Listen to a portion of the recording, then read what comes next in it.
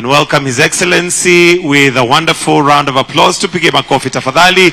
Karibu sana Mheshimiwa Rais wa Jamhuri ya Kenya, Daktari William Samoei Ruto, as we come to the final part of the two-day health summit.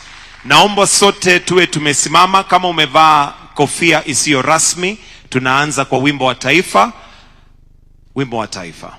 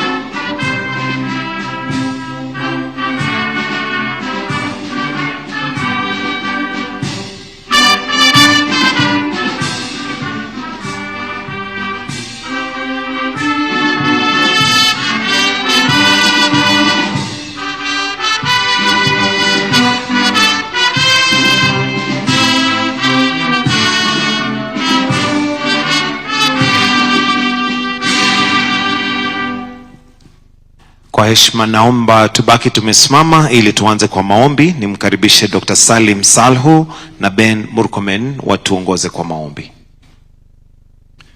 Tuombe. Bismillahirrahmanirrahim. Alhamdulillahi rabbil alamin. Arrahmanirrahim. Maliki yawmiddin. Iyyaka na'budu wa iyyaka nasta'in. Ihdina siratal mustaqim. Siratal ladzina an'amta alayhim ghayril maghdubi alayhim waladhdallin. Amin. Ewe Mwenyezi Mungu, tunakuomba umlinde na umpe fanaka na uongozi mwema rais wetu Daktari Samoei William Ruto. Tunakuomba uongoze viongozi wote, uilinde nchi yetu ipate siha na afya lisilo na balaa na majanga. Tunakuomba kwamba hili kongamano litatuletea afya na mwelekeo wa watu wote kupata afya. Amin. Almighty God, we come before you this afternoon with thanksgiving in our heart. We pray for His Excellency, the President of the Republic of Kenya, Dr. William Samoei Ruto. Thank you for bringing back again, Lord, as He engages with the citizens of Kenya. Thank you for this health summit that has been going on well. As we continue, Jehovah, I pray for His leadership as He takes us towards universal health coverage. Be with all the delegates in this room, all the leaders as we continue in this program. For in Jesus' name I pray with thanksgiving. Amen. Kwa heshima naomba tuweze kuketi. And with your permission, Your Excellency, I'll now hand over to Dr. Mercy Korir, who is our moderator for today, who will guide us with this session. Daktari, over to you. Thank you. Thank you very much, Mike. Good afternoon, Mr. President. We've had a successful two-day summit where we are discussing health. And for everyone here, if you're not affected, then you know somebody who's been affected. And that's why this is a very important conversation. The culmination yesterday was a town hall that we had. Very, very fruitful and engaging conversation with everyone who's here, some of them, and those who are watching at home. So today, we also want to continue listening to wananchi who are here. Some are watching us online. We have different groups that are represented here that would want to speak to you directly during this town hall. But before we start, I don't know if you have any brief remarks or anything brief to say, then I open it up for the wananchi in the hall. Fellow citizens, good afternoon. Good afternoon. Hamjambo.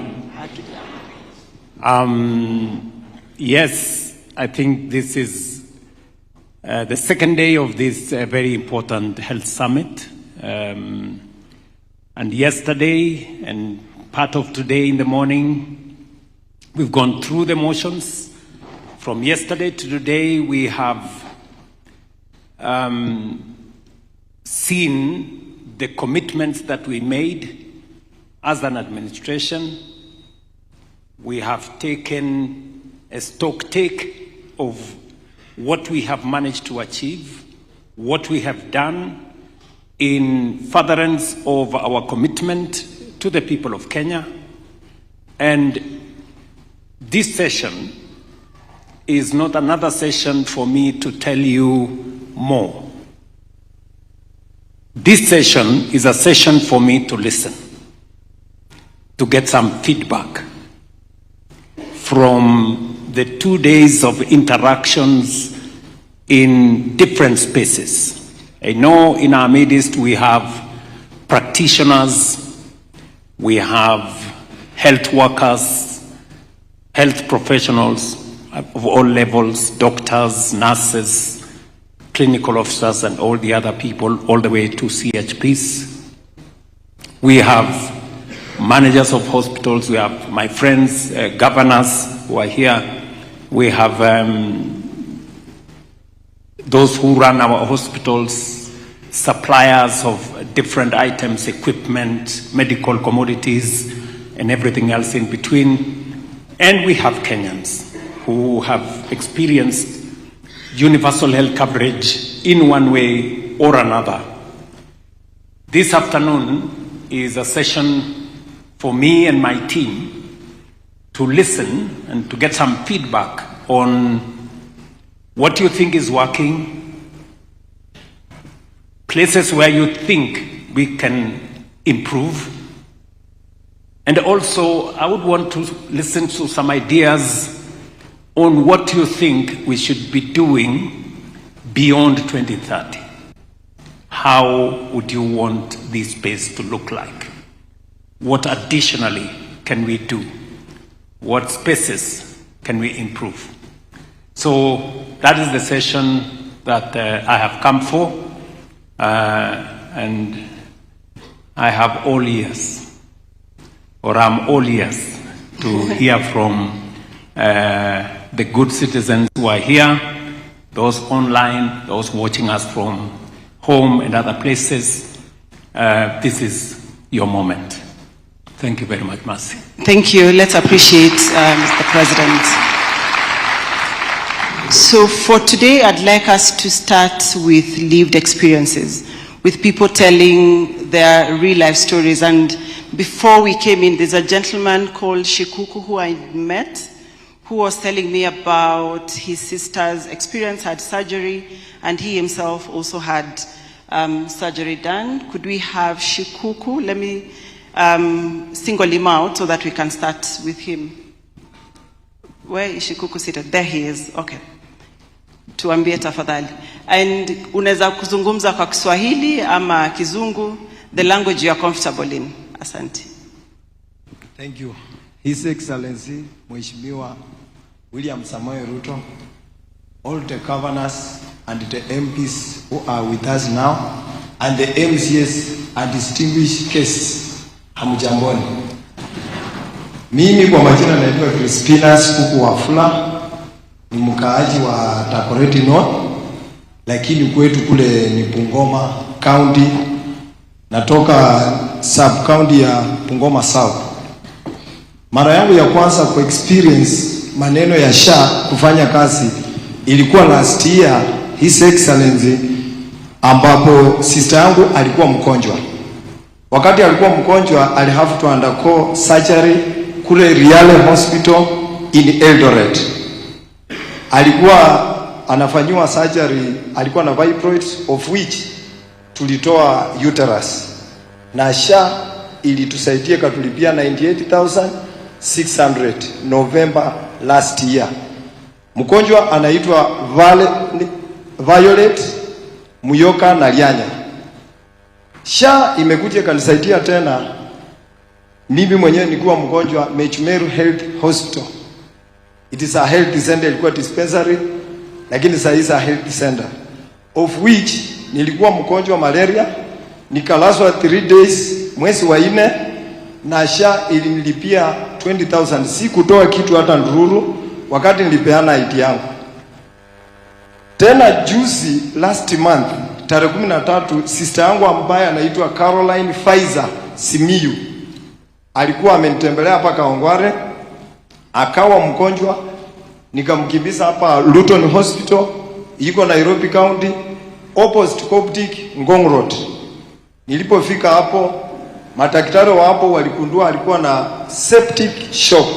Sasa mambo ya septic mimi sijui, mimi si daktari, mimi ni driver tu.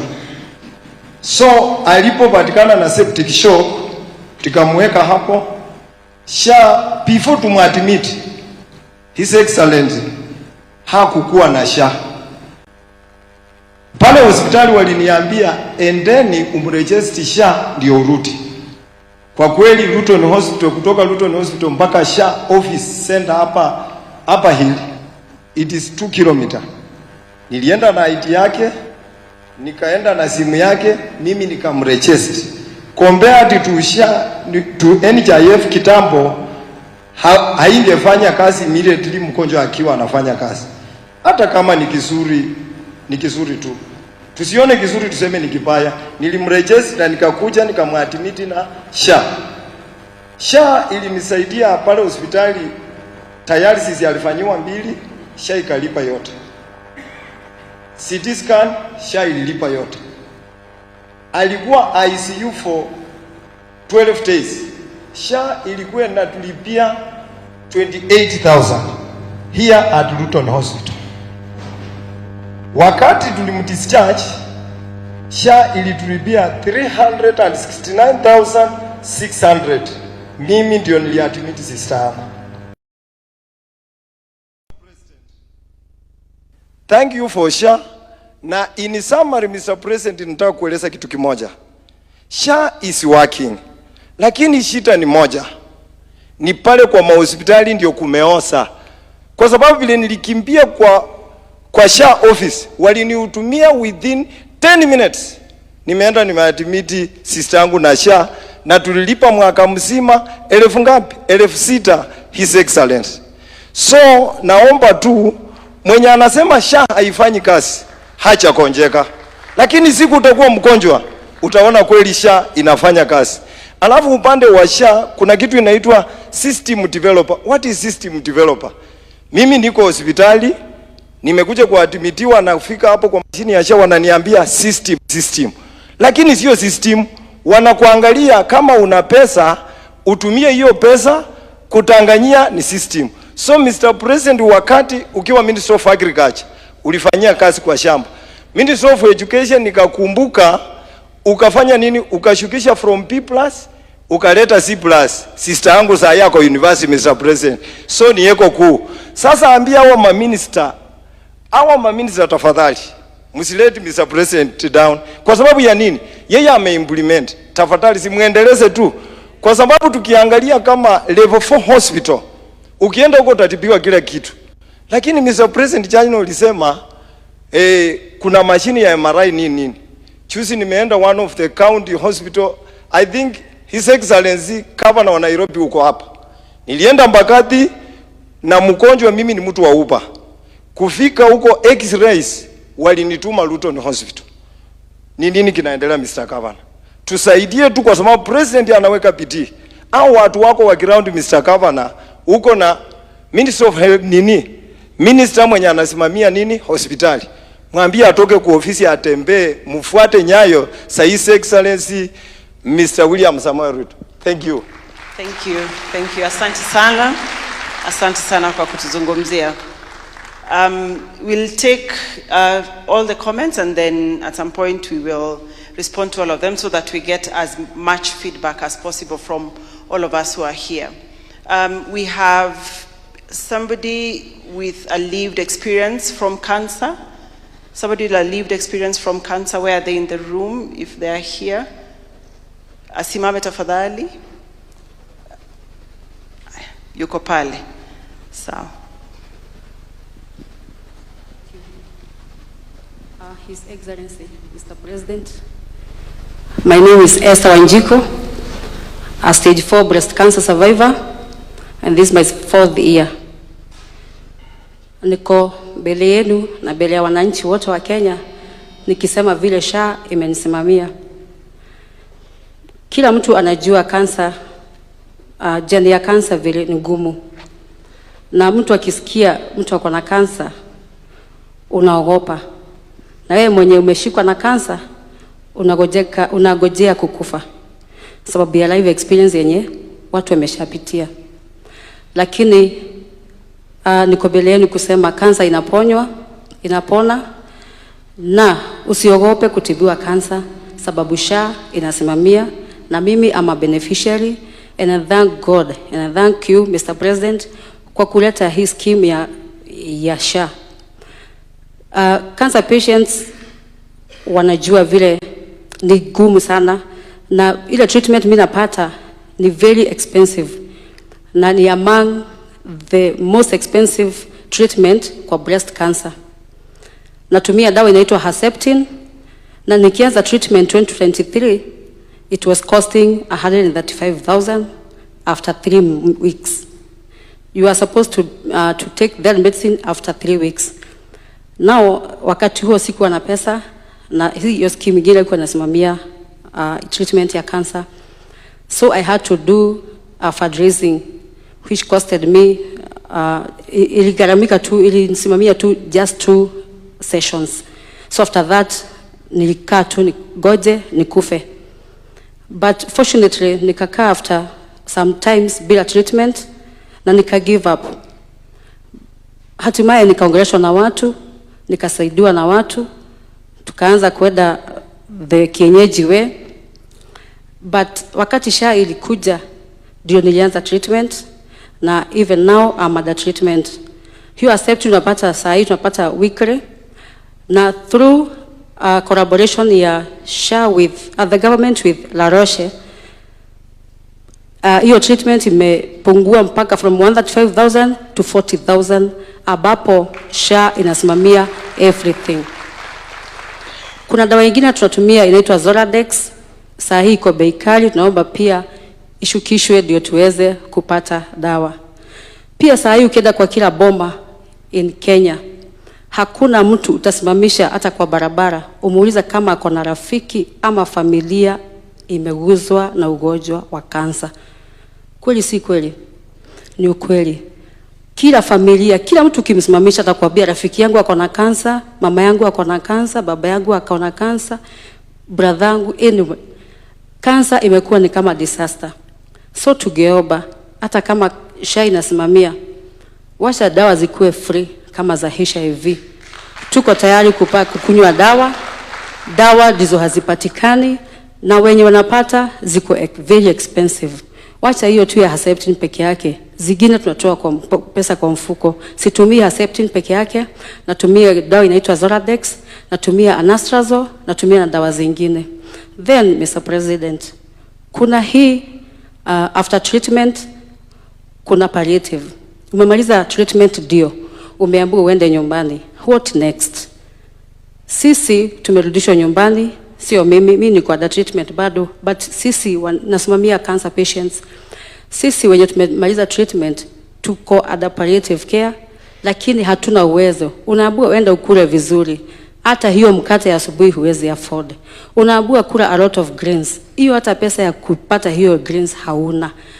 Kazi ulifutwa, bwanako walikutenga, bibi yako walikutenga, kazi imeikwisha na uko nyumbani, utapata hiyo matibabu na hiyo chakula namna gani? So tunaomba kama umeshikwa na kansa na ulikuwa umeajiriwa, tupatie tu nafasi nyinyi waajiri wetu, tufanye treatment, then tukuje tuendelee na kazi yetu, sababu sikupenda kwangu kugojeka, na pia wewe unaweza gojeka. Usinitenge sababu niko na kansa, usiniweke kando sababu nimeshikwa na kansa. Kansa si ya mtu na hakuna mtu anaitisha. So tunaomba after cancer, please, kuna palliative, tusimamiwe. Another thing, vitu zimekuwa bei kali. Mimi ni patient wa Kenyatta National Hospital. Tumeongezwa pesa ya kuona daktari from 1,050 to 1,550. Tulikuwa tunakosa hiyo 1,000. Tumeongezwa 1,500. Ni wengi hata nakosa mpaka transport ya kutoka kwa nyumba kwenda kupata hiyo treatment. Then nimemwambia aongezewe 500 from 1,050 to 1,550. Tunaomba hapo utuangalilie vizuri. Tunaomba sana sana. Shukran Esther. Asanti kwa kutuelezea your own experience. Let me at this juncture, do we have any of Maybe before we go to the next, just for clarity, Shikuku has said we need to do more to make sure that equipment are available in more of our facilities. I know we have a program with our county governments. Yesterday, the faith-based hospitals also said if it is possible for us to consider them in the supply of equipment under our NEST program, it would be a good thing. And I think that is what Shikuku was saying, that we need more facilities with the correct equipment for purposes of treatment. Waziri, do you have some ideas on how we can make equipment much more available in more hospitals? What is the strategy? Because I thought we have a plan.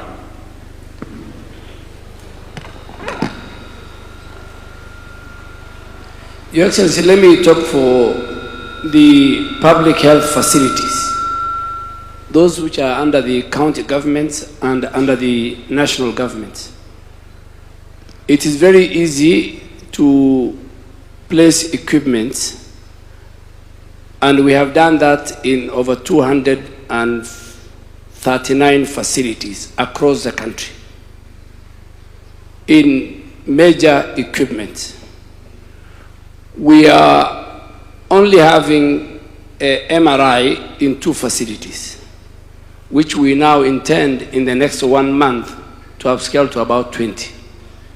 So we get requests from our county, our counties, because we have signed an partnership agreement between us, the national government and the county and the vendors. And we're going to now reach out to the faith-based. But just on 2 things, and I'm very happy the lady who was speaking on behalf of the cancer patients.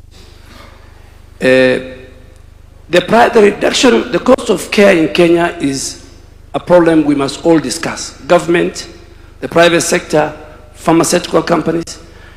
And what she says from 135, that particular drug, to 40, is as a result of an MOU the Ministry of Health have signed with Roche, one of the biggest pharmaceutical companies. And we are going forward to do the same with Pfizer. Pfizer, as a pharmaceutical company, supplies most of the essential medicines in our country. So the president of Pfizer is coming to see you next week. But I have done a rider that before he comes to see you, the condition is that of the essential products that his company sells to Kenya, there must be a price reduction. So equipment, Your Excellency, I agree. We're going to upscale. Finally, Shikuku said about system, and I agree with him. There are facilities that tell our citizens that the system is down. And I want to give this to Anthony, and Mercy knows. Our systems downtown is very fast, and facilities level 5 and 6 and even up to PhD we can tell. But there are facilities in our country, and I really want to speak to our citizens. Do not fall into the trap when you are told the system is down so that you pay out of pocket. This is a message we must pass to our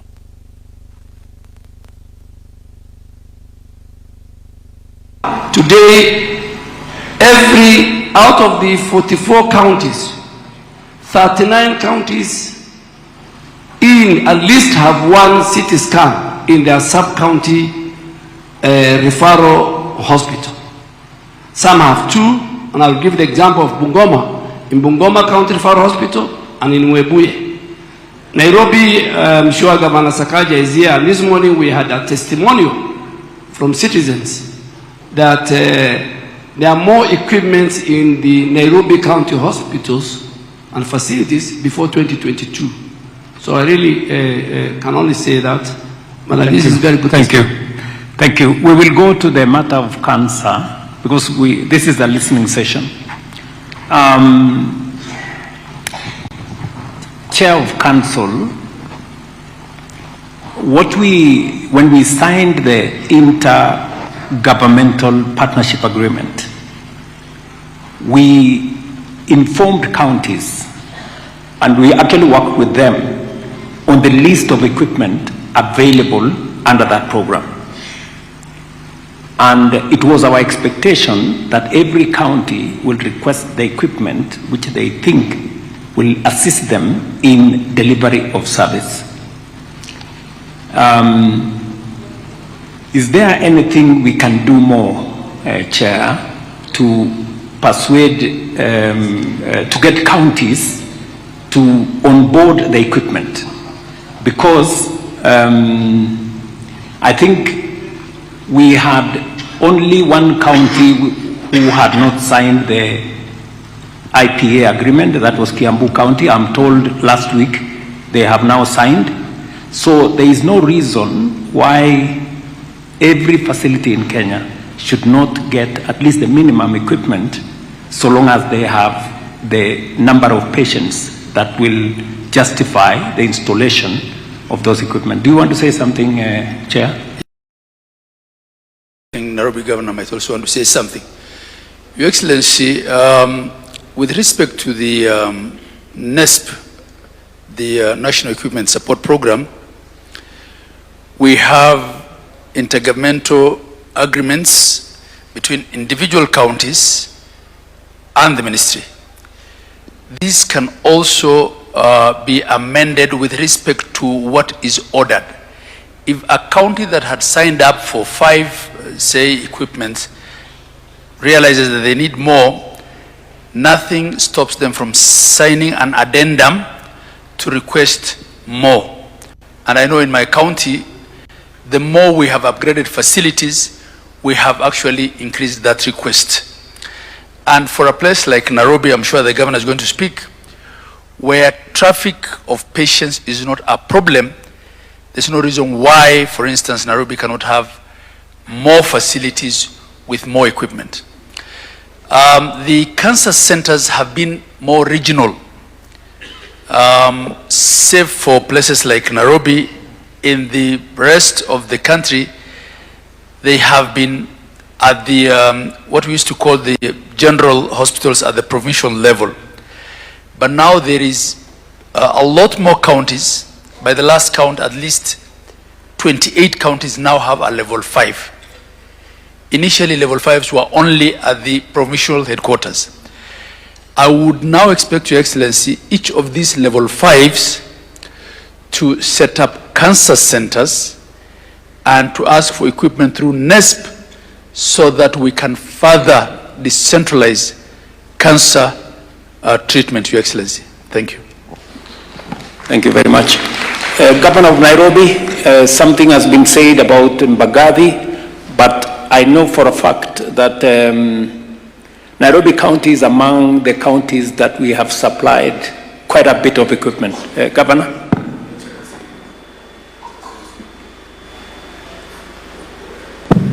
Thank you. Thank you very much, Your Excellency.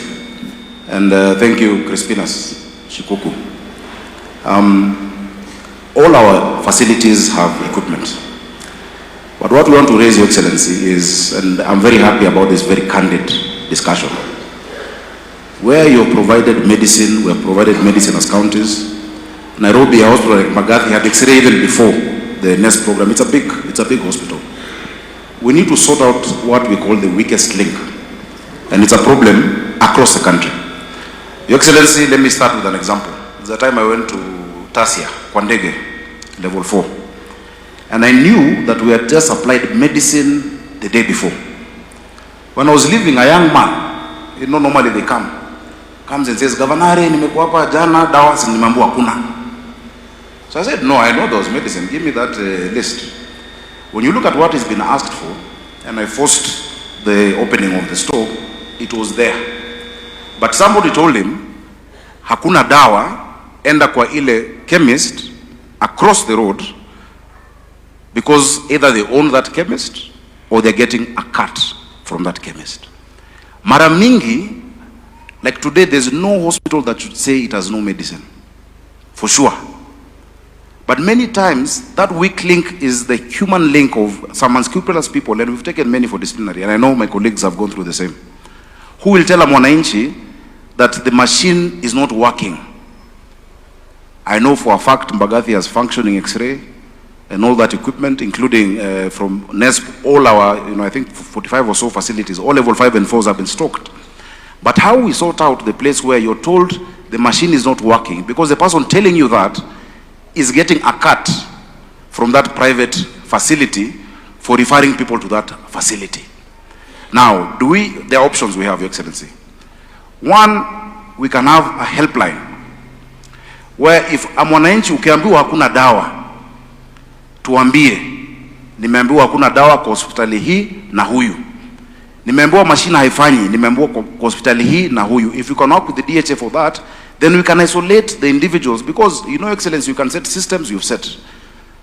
Equipment we have put. Machines ziko. Dawa tumeweka. That weakest last link, which is in major part, and many of our health professionals are very good. But there are few too, sini kweli? Ama nasema story yangu. There are few who, because of corruption, which is what we must deal with, anajua akirifa Ruto na atasema nimetuma Shikuku. If Shikuku comes and pays 5,000, 2,000 ni yake ama 3,000. Excellency, that is the problem. But in terms of equipment, we have them in all our facilities, Excellency. Thank you very much, Governor. And I think it is a point of feedback from what Shikuku has said, that we have a challenge that we need to sort out. And that challenge we are going to sort out if citizens also help us. So I think what Governor Sakaja is saying is, if you go to a facility and, like, for example, what Shikuku was saying, Mbagathi is a public facility. He was referred to a private facility to undertake a certain procedure, because whoever referred him, because I know Mbagathi, Mbagathi cannot be among the hospitals without an ICT machine or X-ray machine for that matter.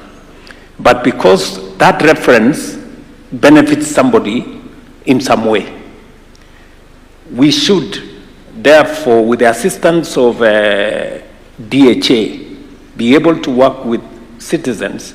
If they go to a facility and in the facility they are told either this equipment is not there, go to the next, or this medicine is not here, go to the next, they should be able to verify. This is homework for us. This is feedback for Mercy and for Anthony and the PS and Minister, for us to go and figure it out and work with the counties to make sure we get rid of that mischief. So thank you very much, Kuku, for that. Now, the second one is Wanjiru. Wanjiru has very emotionally talked about cancer and the support we are giving them. I remember very well the MOU that Duale has referred to when we were negotiating with the manufacturers to bring the price of that particular cancer medicine from 135,000 to 40,000. Because our argument was, as government, we have a pool of patients. We need to benefit from economies of scale. And they agreed to bring the price down substantially, actually to a third. There is a catalog of more equipment. Because of where we are today, and this is important for Wanjiru and all of us to know, that there is power in us negotiating as a government.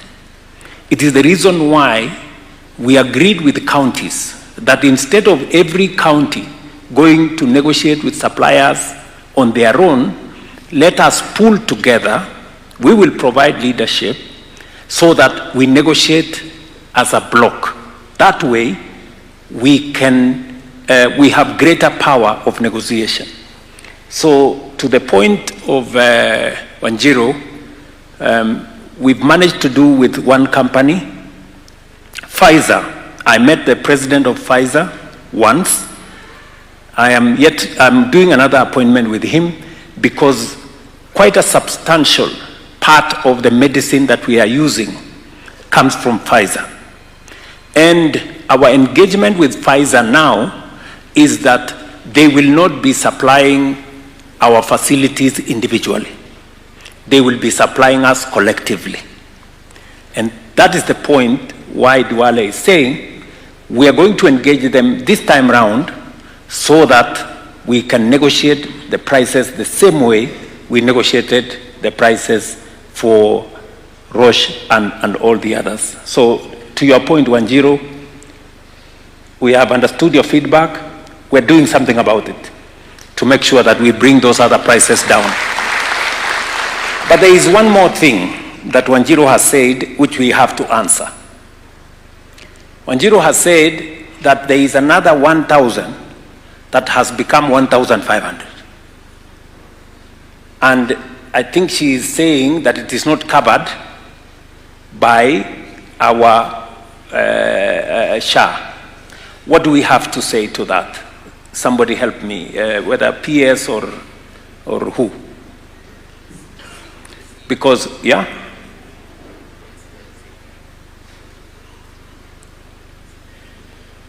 Yeah, Your Excellency, I think the CEO and Dr. Masi can okay. answer that. The CEO of Kenyatta National Hospital and also SHA. Okay, so Masi, do you... Thank you, Your Excellency. As I hand over to Dr. Lesiampe, it is correct, Wanjiru, that you do have to pay 1,500 for your outpatient visit.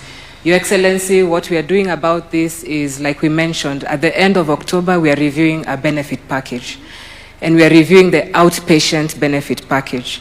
Many Kenyans, Your Excellency, have come to us and told us that SHA is doing well, but we need to do something at level 5 and 6 hospitals outpatient. So far we have our numbers.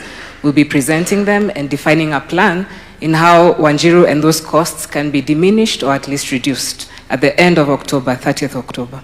Now, just to the point, this is a challenge that faces not level 2, not level 3, not level 4, not level 5 and 6. So level 5 and 6. Yes. Because my understanding was that for level 2, level 3 and some level 5, for level outpatient facility, it's covered fully by SHA.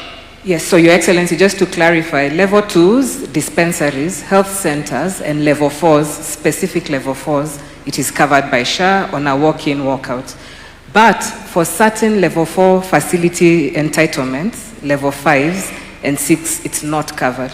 So we've had that complaint from many Kenyans. The simple procedures where you need a specialist in a level 5 who might not be in a dispensary or a health center or a level 4, but is available in KNH. So we are working it out so that we get a package and so that we're able to reimburse for that. Very good. So again, Wanjiru, this is very good feedback.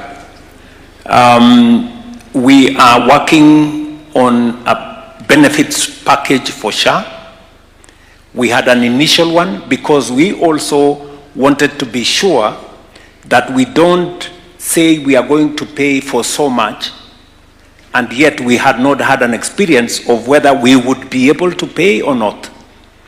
With the benefit of a year and a half of working with the benefit package that was there, we are now ready for a review on areas that citizens like you, Wanjiru, has come back to us and say, there is this pain point on my visit for cancer treatment.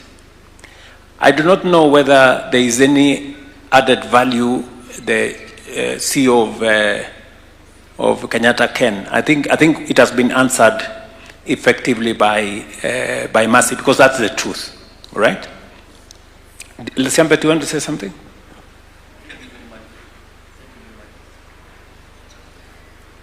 Continue.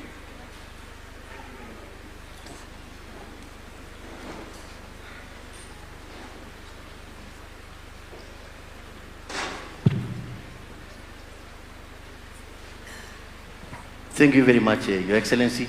I don't think I need to add anything. We are going to see how by the end of October that this package can be reviewed so that we can assist some of these patients. These cancer patients go through very, very difficult times, and indeed that's why we have gone ahead at Kenyatta National Hospital to introduce a golf cart. In fact, we have 2 golf carts at Kenyatta National Hospital, which receives these patients at the bus stages and indeed take them to the cancer center. Those who go through chemotherapy, some of them after that procedure are usually very weak, they are fragile, and then we take them back to the bus stage. In fact, including the KMTC bus stages. We also use the same golf carts, which is actually does not use fuel, is actually electrical, does not cost us anything, and we navigate them through all the different areas of the hospital. So, Your Excellency, we take this very seriously, and therefore we're going to see how best we can review to make these people comfortable. Thank you, sir. Thank you very much. I think we've gotten some useful feedback from those 2 great Kenyans. Please proceed. Thank you, Your Excellency. Because of what was said of the referrals, if the facility, the public facility is working and a patient is referred out, chances are it's a healthcare worker that is doing the referral. So I think we bring in the healthcare workers now to give their comments also on that particular issue and any other that they may have. Any healthcare worker in the room? There's a hand up there.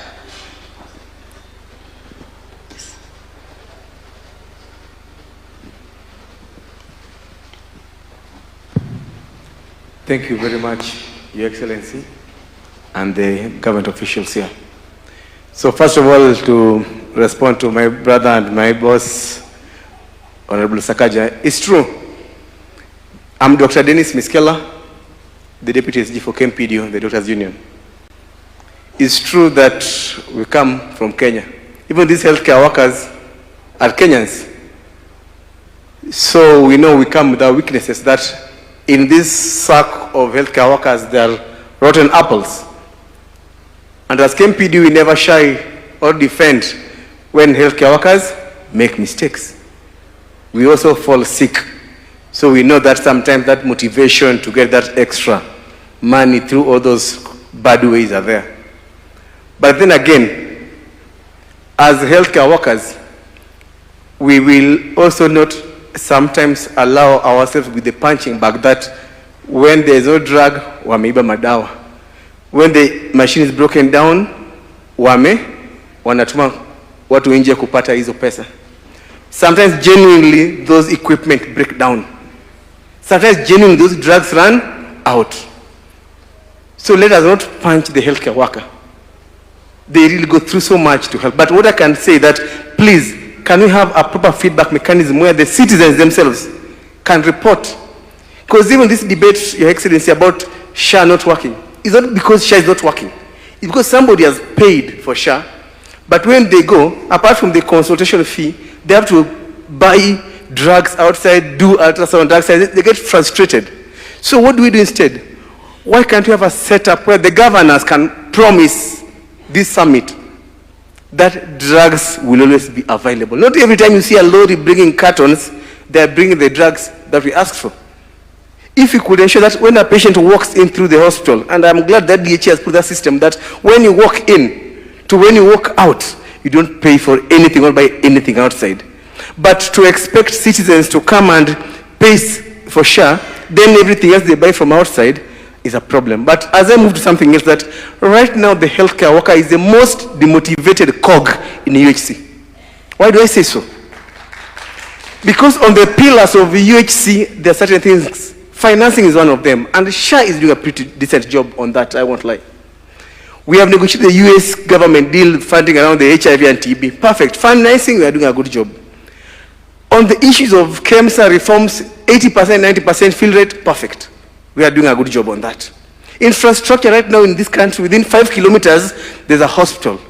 And we just saw a deal of 13 hospitals, 300 beds being done in almost 13 counties. A decent job. ICT and record keeping, good job digitization.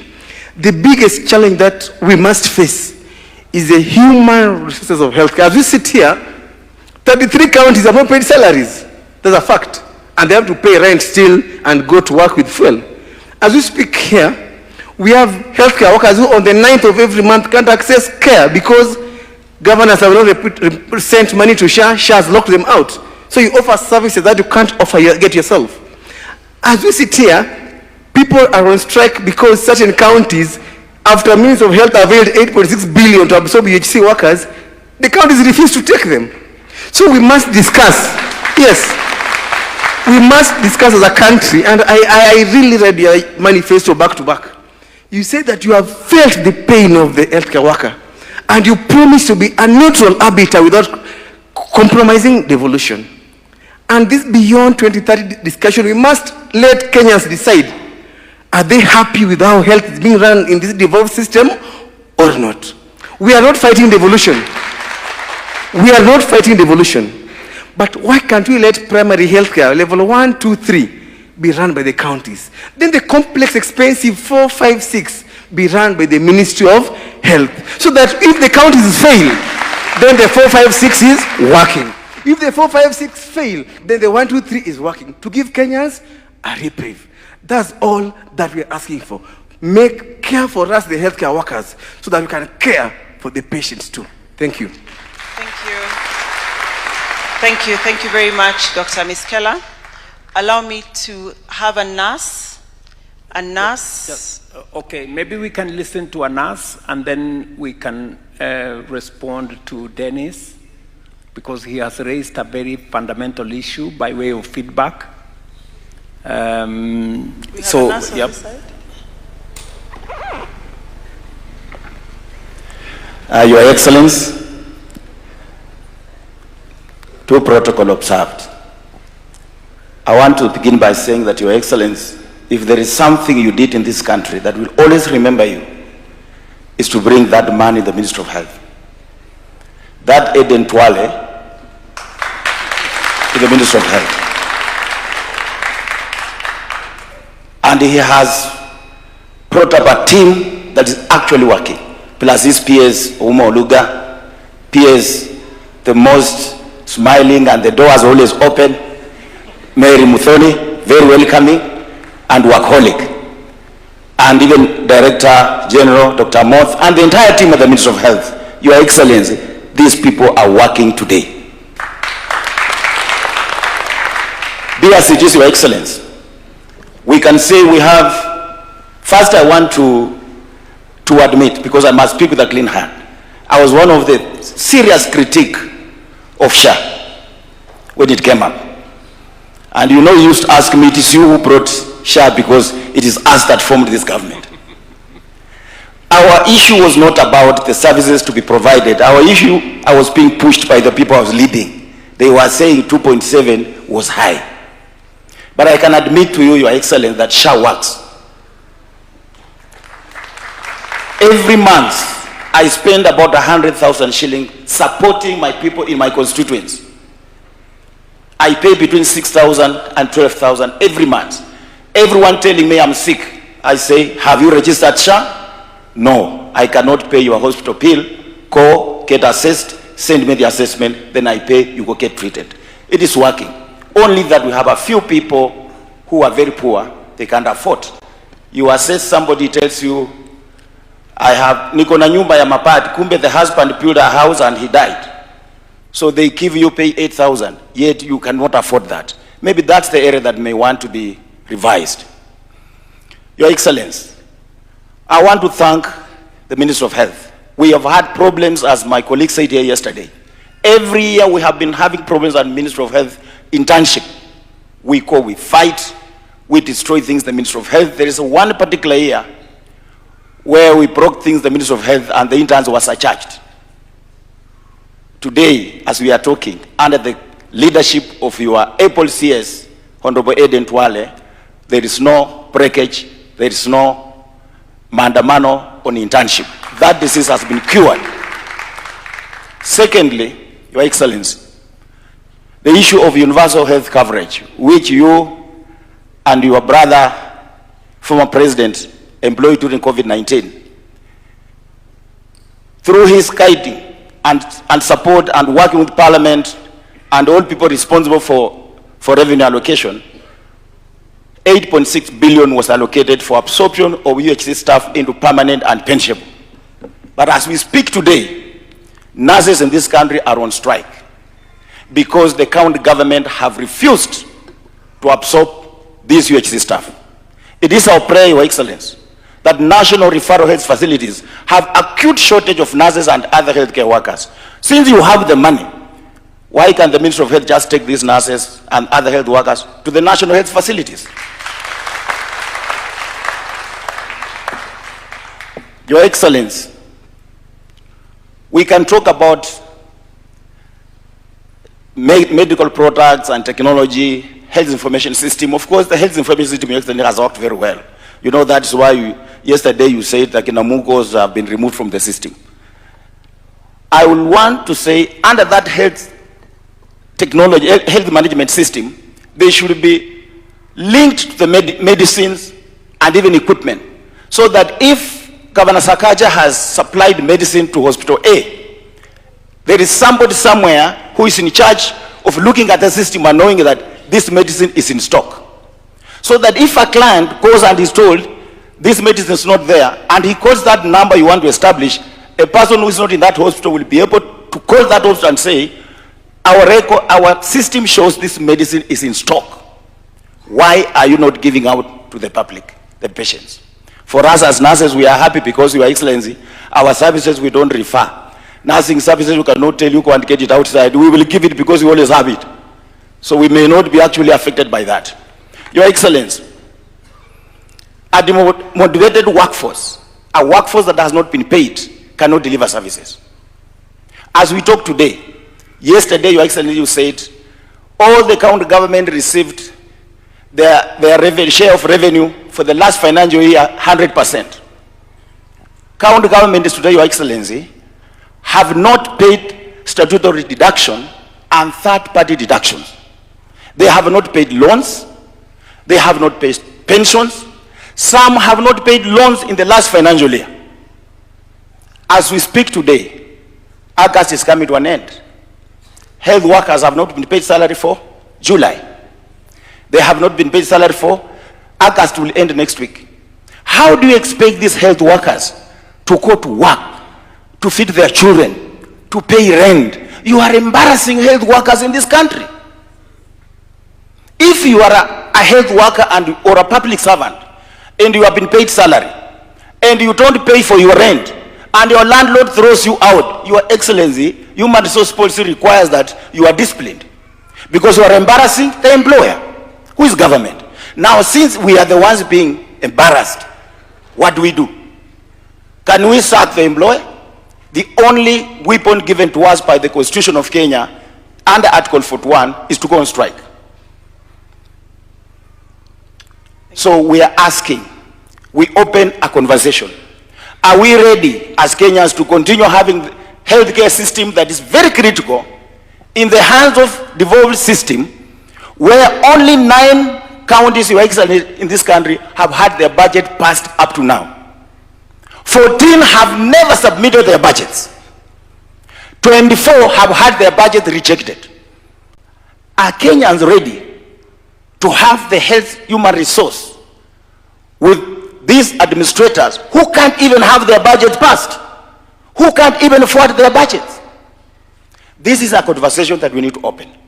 Thank you. Thank you very much. Your Excellency, the last one. I cannot sit with people saying this. I'll be lynched by members.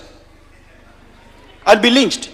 Your Excellency, in 2017, you and President Uhuru Kenyatta gave nurses a return to work formula, where you improved our terms and conditions of service.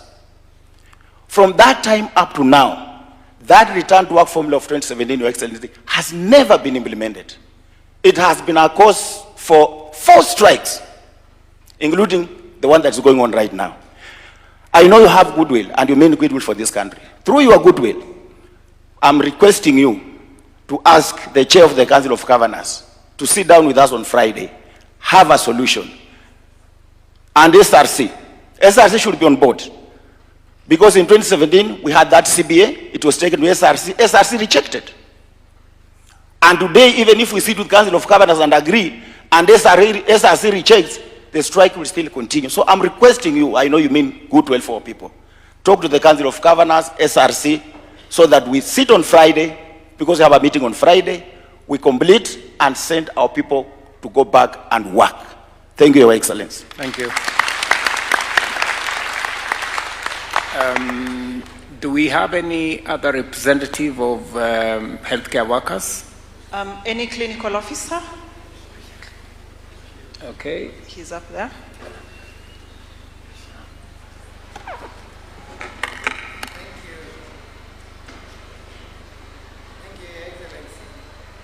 Proceed.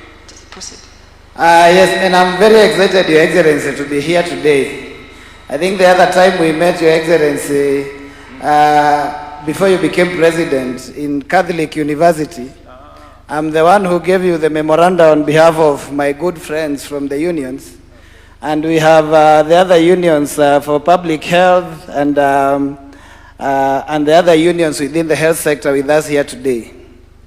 Your Excellency, there is something that you promised, and I remember you said that we keep the photos, so that in case you forget, we remind you with the photos. And Your Excellency, I think now I'll have to delete it. I was keeping it, but I never actually expected that we would have this forum.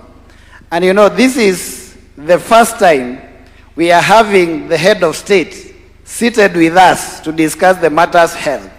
We have been, as the unions for healthcare workers, even from the time our peers, Dr. Oluga, was a unionist like myself, Your Excellency, we were asking for health to be elevated to be a national agenda, and you have done that. And you promised when we met, you said that you are going to push for bold and deliberate reforms, and I'm happy that today, even those who are critical, and Your Excellency, I was one person who was critical at the start. One thing we agree on, they are bold and deliberate reforms. Maybe the other things that we are discussing is the implementation of the same. But where we are now, and you'll note that now the criticism has gone down, is because we have seen that it's working. I want to pick it from where my brother Ms. Keller and Seth Panyako have left. And sorry, I forgot to introduce myself. I'm Peterson Washira, the National Chair, Kenya Union of Clinical Officers. There is an opportunity within the Constitution, even without having to reverse ourselves to the national government. Under Article 189, the one that has been used to have cooperation agreement between counties and national government, it also provides that we can actually have joint authorities, either under the 47 counties or the 47 counties with the national government. And because what we are looking for is a unified system to manage healthcare workers, so that we have uniform standards across the board, for us, Your Excellency, we see a quick opportunity that if you can be able, through the Intergovernmental Coordinating Summit, deliberate under Article 189, it is actually possible to have a joint authority to be able to manage the health workers across the 47 counties under one authority. And Your Excellency, I must thank you because you inaugurated the KHRAC, the Kenya Health Human Resource Advisory Council. Since 2017, when the Health Act was actually enacted, this very important body that looks at the healthcare workers' welfare and the many things that are taking us on strike was very dormant, did not even have a board. But you took the step and you put it in place. And now we have an opportunity to be able within that system to provide some of the solutions that are needed for the same. So Your Excellency, for us, because you promised that you are going to be an arbiter, what we request is that you assist us so that we can have a joint authority. Within this joint authority and within the mandate of the KHRAC, we can be able to bring our specialists from the counties to that authority so that they can be available across all the counties, because the Health Act 2017 provides that our specialists are supposed to be a national asset. And that means that they should be available across the country. But with the current setting, that is impossible. If we have an authority, then they will be under that authority and can be deployed across the board. Lastly, Your Excellency, it is not only nurses who are on strike. We also have clinical officers, public health officers, and all the other workers other than the doctors. And especially the case of clinical officers is much easier because we had already agreed on a CBA, but there are some counties that have taken long to sign. We were supposed to sign on 2nd of February, and there was an invite from the Council of Governors. But as we sit here, only 16 counties have actually signed. We don't understand why the others have not signed. And it's something that, Your Excellency, if you can be able to mediate, we can be able to conclude very fast. Thank you, Your Excellency. Thank you, Peterson. Now, that's quite a handful of manenos, but I think it's very good feedback. Let's begin, and I agree that machines, computers, medical commodities are all good. But without the personnel, they remain items. And they cannot, they cannot amount to service. For it to amount to service, people must be there. At the heart of health delivery is the health workers. And let me say the following. Peterson has put me squarely on what I said when we had the health summit before the last election. And I'm very happy to see you, Peterson. We have not met since that time. The problem, you forgot to come with the photographs. and I already gave you the leave. I told you, keep these photographs so that in case I forget, remind me, tell Mr. Boss tulikubaliana hii. Unaona hii picha. But I guess you also agree that 80-90% of the things we agreed at the Catholic University, we have implemented. There are some outstanding issues, among them the issue you have raised, and I'm going to see how we can navigate so that we can take this forward. So human resource is a critical part, possibly the most critical part of the delivery of health as a service. To give it to the counties, and when I said I'm going to be an arbiter, you can confirm. And the chair of the Council of Governors here and the governors can confirm that the relationship between the national government and the county governments is way better than it has ever been. Because I deliberately chose to work with the counties, to engage in dialogue, and I must also say the counties have been very understanding. Whether it is the payment of CHPs, we've done it together. Whether it is the passing of the laws, they were always in the committees. Whether it is the equipment, the national equipment service, we have an intergovernmental partnership agreement. And everything else, we have worked together. Now, up to that point, we are good.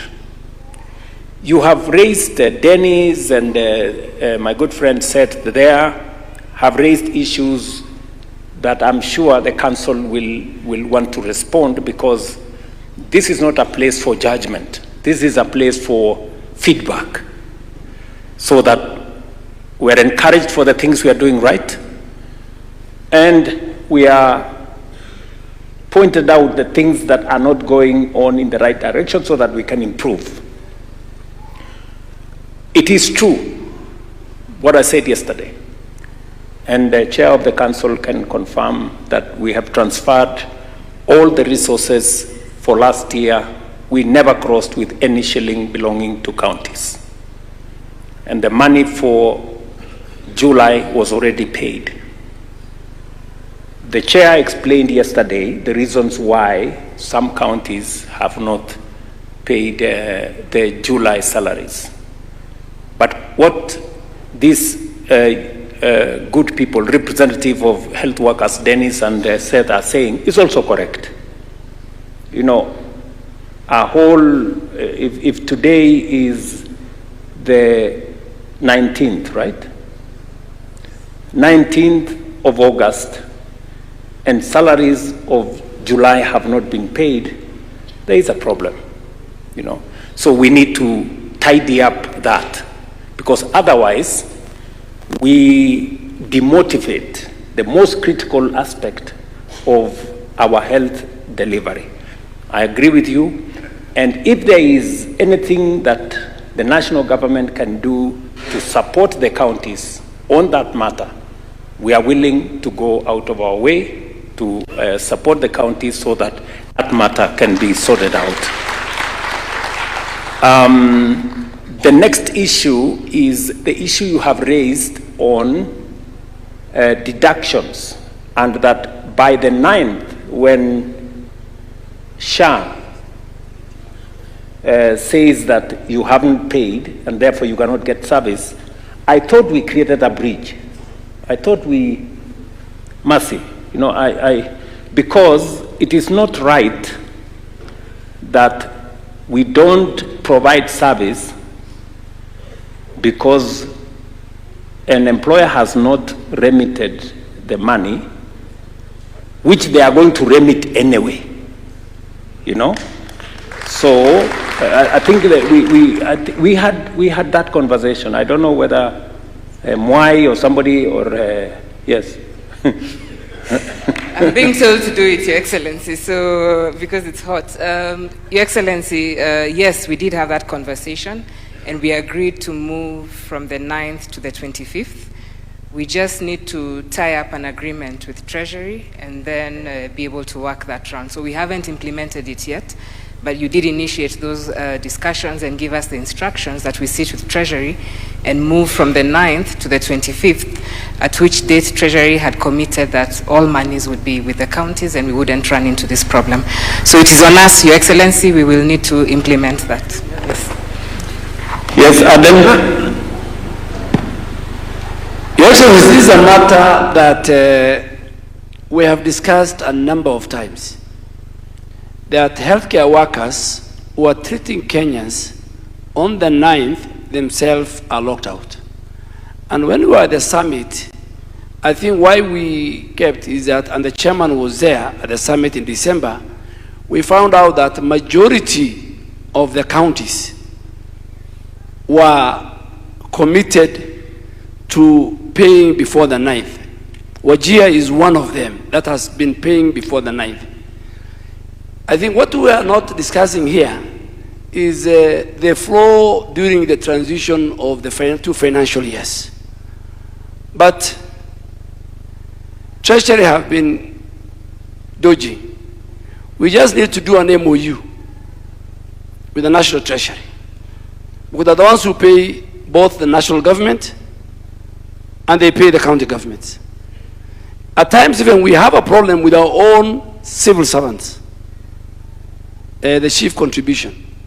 So I think this is a matter that ourselves and the chair can now get just a final MOU commitment with the National Treasury, and we should not discuss it anymore. I think the healthcare workers, you can assure them of that commitment. Okay. In the next 2 weeks. All right. So let me tell the representatives of our healthcare workforce that this is feedback that had come to me, and I had already given direction on what we should do, because it is not correct that a healthcare worker is providing a service to others which they themselves cannot benefit from. It's a contradiction. And secondly, this is a healthcare worker who has a contract. They are not about to run away in between the month. So whether it is the 9th or the 20th or whatever, they will pay finally. So to the good people, Dennis and Seth and Peterson, that is good feedback. I will deal with it. And we will make sure that no health worker is locked out on account of the county having not remitted their deductions, and then we will see how to work this out with the counties, right?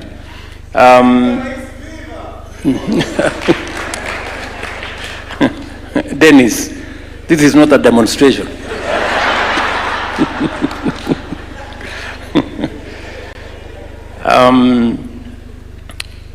Then the third issue which has been raised, and I will give you, Chair, I will give you time to respond, and also Abdul Samad. The third issue, by way of feedback that has come to us, is the outstanding CBA agreements with nurses and with the other health care workers, and the need for us to bring on board the Salaries and Remuneration Commission. The Salaries and Remuneration Commission, as we all know, is an independent institution, but we will socialize them to the need for us to have an agreement with the Council of Governors and with the health workers. So again, that is some homework for me. I will make sure that the SRC comes on board. I'm sure the Council of Governors will also do their bit, and they are here, they will speak for themselves. Finally, is on the issue of the staff, former staff of UHC. We did make available resources to transition these good people to permanent and pensionable. We made the resources available. We just have a minor issue between us and the counties, which we should be able, I think, Chair, ladies and gentlemen, let us sort this out. And let's give ourselves a maximum of a week and sort this out. I have given options. I have said, if the counties have a problem absorbing these workers, the national government will absorb them. So it is up to us to, but I would really, because I know the risk of us absorbing them as a national government, because it will undermine service at the counties, because we will basically be transferring staff from our county facilities to national government facilities, and yet at the county facilities they are providing service to Kenyans. In any case, we don't have national government Kenyans and county government Kenyans. We only have Kenyans. Yeah? So I think this is something that between me, I undertake that between me and my good brothers and sisters at the county, we will look at it. Chair, and then Abdul Samad. Your Excellency, let me have a first go at it, and then my colleagues will back me up. Your Excellency, we are good friends with these union people because we spend a lot of time with them as governors navigating these matters. But the things said here should not take away from what counties have been able to achieve in this sector. This morning when we were in the other hall there, we took cognizance of the fact that in 2013, in the run-up to the first elections under devolved system of government, we had about 900 doctors in district hospitals. Today we're talking of close to 5,000 doctors in county hospitals. Your Excellency. Your Excellency, you very well know that I'm a returnee governor. I served in the first term. I was out for 5 years and I'm now here. I inherited Wajir with one doctor. I think that one doctor is here. Dr. Somo, I don't know whether he's here. He was in the hall today. Today we have over 70 doctors, of which over 20 are specialists. I remember advertising for a consultant 3 times, and no Kenyan was interested to come and work in Wajir. And I went and sat in the office of General Kaiseri, and I said, you need to give this Ethiopian doctor a work permit because he's a consultant. I can't find a Kenyan consultant. And that Ethiopian doctor was the only consultant in my county for years until we sent our own doctors to go and specialize and become consultants. He died in a road accident. He's called Dr. Janai. People know him in the medical profession. So the things people say here about counties and devolution are not, it's not what it is, Your Excellency. Your Excellency, there are things, I think this reaction, first of all, emanated from what Governor Sakaja said about people being sent to private facilities, and I'll respond to that last. It is true, Your Excellency, and I said it here last night. Since you came into office, we have not had instances of crossing over and merging finances of one fiscal to the other. It was very ordinary in the past for June allocation to be paid in July or in August. We have our June money. We have our July disbursement. But there is another matter, Your Excellency, of the treatment by independent officers and commissions, and especially the matter of COB with respect to county government.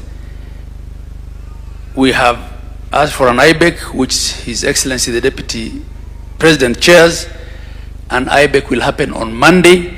This will be one of the issues that will be discussed.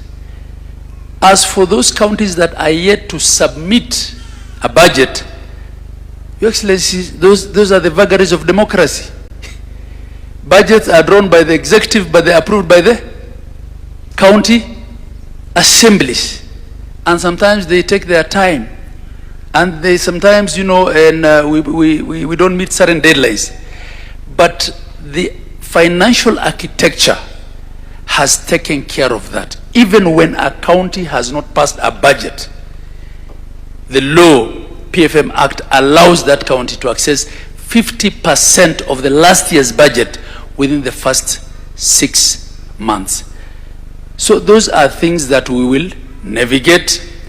This particular incident here of 33 counties not being able to pay salaries, as I said last night, is just as a result of the fiscal year transition from one to the other. Once all these budgets are approved and uploaded into IFMIS, it happens once a year, so it will not be an issue. Most of the time in the past, it has been an issue of disbursement and releases of money. In this particular case, Treasury has disbursed. We are having crossover issues, which we will deal with on Monday with COB and at IBEC. Your Excellency, on the issue of CBS, as far as I'm concerned, Your Excellency, the only active issue, strike, which is not in all the counties. Nurses are not striking in my county, for instance. We have talked to them, and we are doing their promotions. We have promoted most of them. They have no issue, they are at work. But in some of the counties, I know nurses are striking. The CBA that they're asking us to enforce today, Your Excellency, and I can easily provide a copy to you, was signed in 2017. 2017. And when they came to see me, I also blamed their leadership. I said the clinicians came and formed a union after this CBA, and they still had their matters largely sorted out. If there are counties that have not signed, because we have already made that commitment at COG level, that's an issue you don't have to call a strike for. You just need to speak to me and tell me which counties. But, Your Excellency, this CBA of 2017, I asked the union leaders, how many chairs of council have been here? President Ruto was not even the president then. How many ministers of health have been here? You are raising it now. But the amount we're asking for is what was to have increased from 2017 to date, when a shilling has not increased. So we met as a leadership and we made a very good offer. And we also told them how we will move to where we ought to be. Given that nothing has moved, not a dime, from 2017 to date, and they are to come back to us on the offer that we made to them. As chair of council, I am determined to ensure that we have an understanding with the nurses. But I want to say here now that the CBA, which they are asking me to effect, was signed in 2017, and nothing had moved on it. Your Excellency, the question of whether health should be managed at national and county level is a constitutional matter. But I just want to give you an analogy, Your Excellency, because there's another elephant in the room, and that's the one of supervision. And Masakela is my good friend. Your Excellency, every time, because no sitting president of this country understands Kenya more than you do, because no one visits the periphery and every county more than you do. Whenever there is an attack of some sort, a bandit attack, an opportunistic attack by Al-Shabaab in a place like Mandera, Wajir, by virtue of proximity to the boundary, teachers, some of whom are 300 kilometers from where the incident happened, come and demonstrate in front of TSC to be demanding to be taken out of the region. Yet the incident happened where? 300 kilometers. 300 kilometers between here and Busia. So it's something happening here, and somebody in Busia asking to be transferred out of Busia because of insecurity. Those are the shenanigans we will be dealing with if we go the way Masakela wants us to go. Counties have no problem managing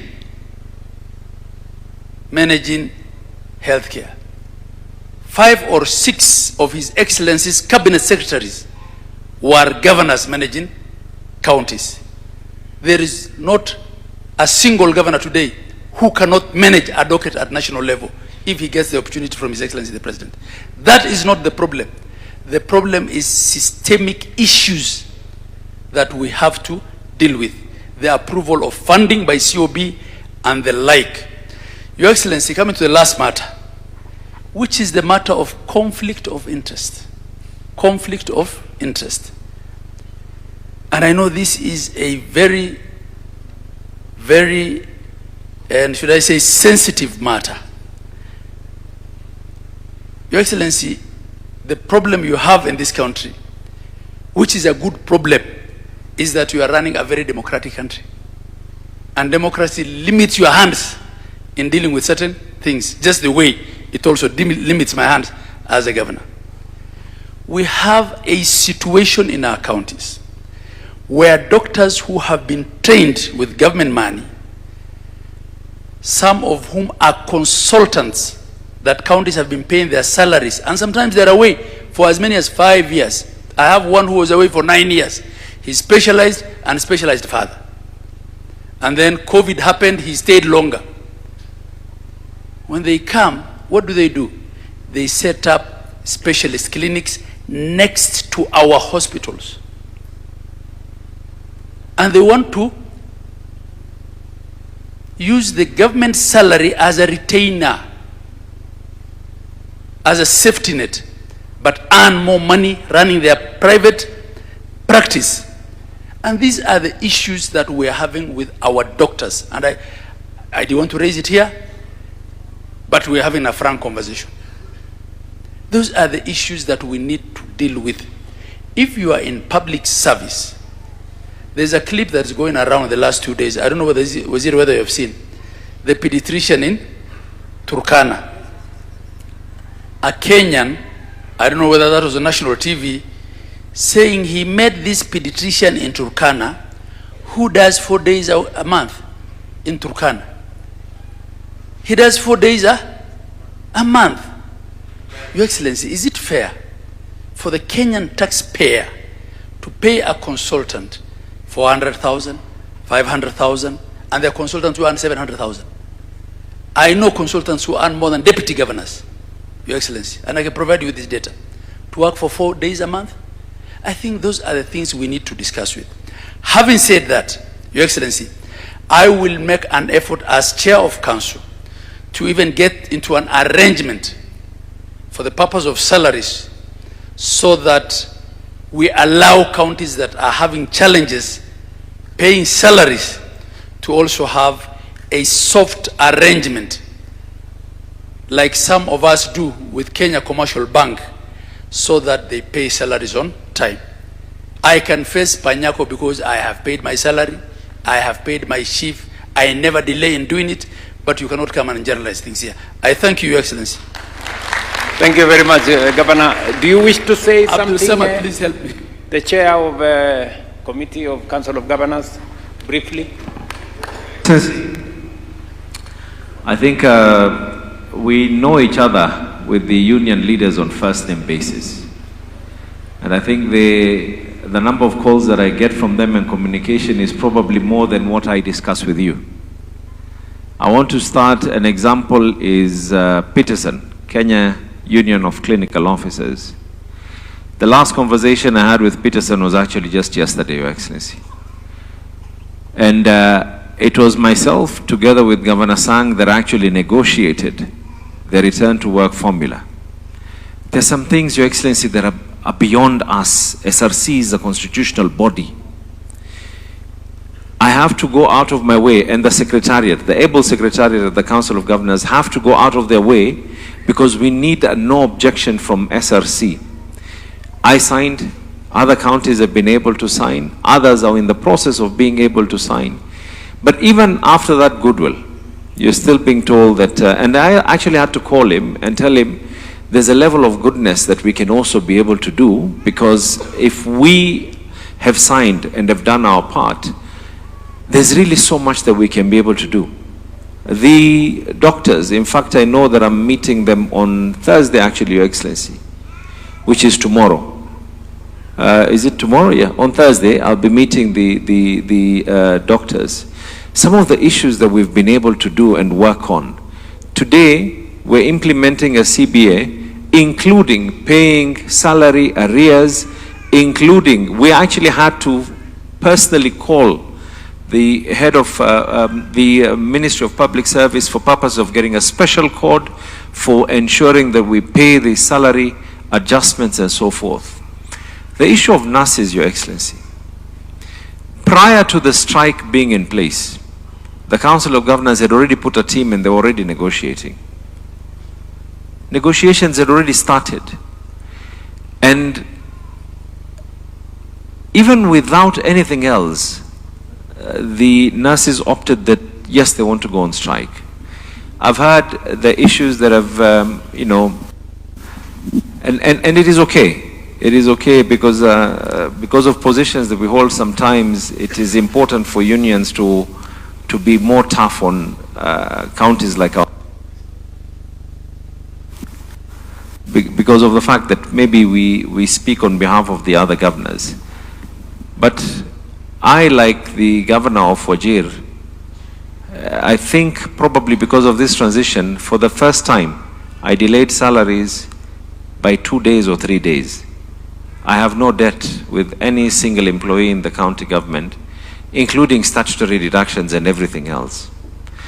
The issue that we're trying to make sure that it does not happen, you need to ask yourself, Your Excellency, what are the conditions that made a CBA to be signed in 2017 that every government that has been able to come through has not been able to do a CBA like that? When you sign a CBA, when you're in a position that you're under duress, because that CBA was signed on an election year. That CBA held people at ransom. Allow me, you know, and it is the reason why, Your Excellency, I sat down with the two gentlemen at the council offices, and we gave them an offer. And we said, this is our offer. The least that would have happened is we're coming back now, even as we speak right now. There are so many who have gone and broken court orders because of the fact that there's actually a court case that they're actually meant to return. Because when you speak to someone and you're holding a gun on their head, you're dictating, you're not speaking.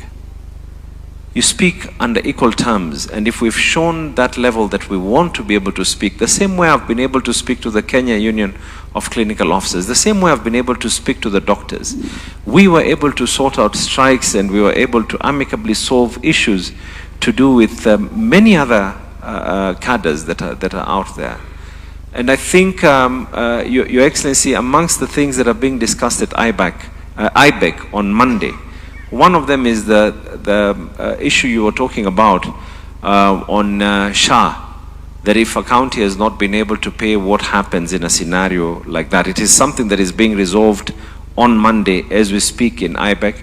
The other issue that is also being talked about, I know Mombasa is not one of them, but it is only fair that I speak on behalf of the other governors, Your Excellency. The issue that is being discussed on Monday is also issues to do with COB. When a county like Nairobi and many other counties have not had their budgets approved, and COB opts and decide that, you know, it is just a bloating or something. But anyway, COB has decided not to do some of these other things in time. And Your Excellency, there's actually a notice that COB themselves have actually put out, that there would be a crisis on salaries. And it's not salaries just for nurses or doctors or clinical officers alone. It is nurses, including the governors and the deputy governors and the CECs and chief officers and everyone else. So, you know, for those governors, the same way we have doctors out there who decide not to go to work, which is a fact. They decide not to go to work despite the fact that they're being paid salaries. One of the reasons why you hear that SHA is not working, Your Excellency, and this is a true story on my part. I went to a hospital and someone could not be discharged because the way SHA works is, and it has been beautifully designed so that there's no fraud. The person, you know, the clinical officer or the doctor has to be able to sign them, and it is because it's geo-fenced. When that person is not there, then you're told that SHA is actually not working. But as a matter of fact, there's a person who was meant to do what they need to do when they were not there. Now, as much as there are doctors who spoil the image, if there's one or two who have decided that, you know, they're not paying statutory deductions, as my chair has said, that is the price of democracy, because someone voted for them. It does not mean that the system is wrong. It means that there's someone who did wrong. We do not know the kind of president we'll have after 2032, Your Excellency. We pray for your long life up to 2032 that we take. But what happens when we get someone else who's going to be rogue? Does it mean that the system will have to be now reversed, that things have to go back again to counties? Have we not had situations where this country has had teachers' strikes and teachers' national government? So, Your Excellency, this is a conversation, and I think the issue of human resource is something we need to sit down, and I'm glad you've actually given us a deadline and a timeline. There's a discussion we're having with CS Duale on the issue of UHC. There's no one who does not want. It is only that we do not want a situation where we can have a problem of continuity. That is all that we are saying. But we value every single healthcare worker, we value every sweeper, we value every fireman, we value every single employee who works for our county governments. And please, let's reciprocate on the same. Thank you very much, Your Excellency. Thank you, Chair. I think that is a fairly balanced conversation from where I sit.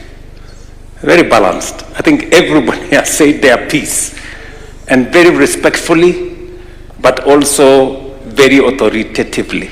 And I think we have agreed on a way forward on the CBS that are outstanding. What I must say is, even as we agree here, I am a very big supporter of the Salaries and Remuneration Commission. We must respect their mandate because they help us to balance between recurrent expenditure and all the other expenditures. So even as we negotiate, let us take their view into account so that we balance things out. I agree with the Council of Governors that sometimes we have challenges with the approvals from the Comptroller of Budget, and I'm happy that you have set up a meeting for Monday so that that can be ironed out and we can have the counties to discharge their responsibility as is expected of them. Let me say two final things on this matter. There is somebody who said that there is an issue about how much, I think it was Panyako who said some people, when they go and they are being means tested, sometimes they do not get the right, testing, because maybe they said they have this, maybe the assessment was not accurate and that kind of thing. I think that's homework for us. We need to continuously sharpen the means testing instrument. That is homework for at least my office, especially Mwai and the professionals who work with me, so that we can assist the ministry to sharpen the means testing instrument. Is that correct, Mwai? Yes. I want to just promise you that we're still collecting data on making sure that when we do an assessment of a citizen on how much they pay, we must be as near accurate as possible, so that we do not burden a citizen who has a certain ability and we misjudge them to have a different ability. So that is good feedback, but already it is in our radar that we have a means testing instrument. We are still gathering data, and we are we're trying to access data from different sources so that we can have a much more accurate means testing instrument.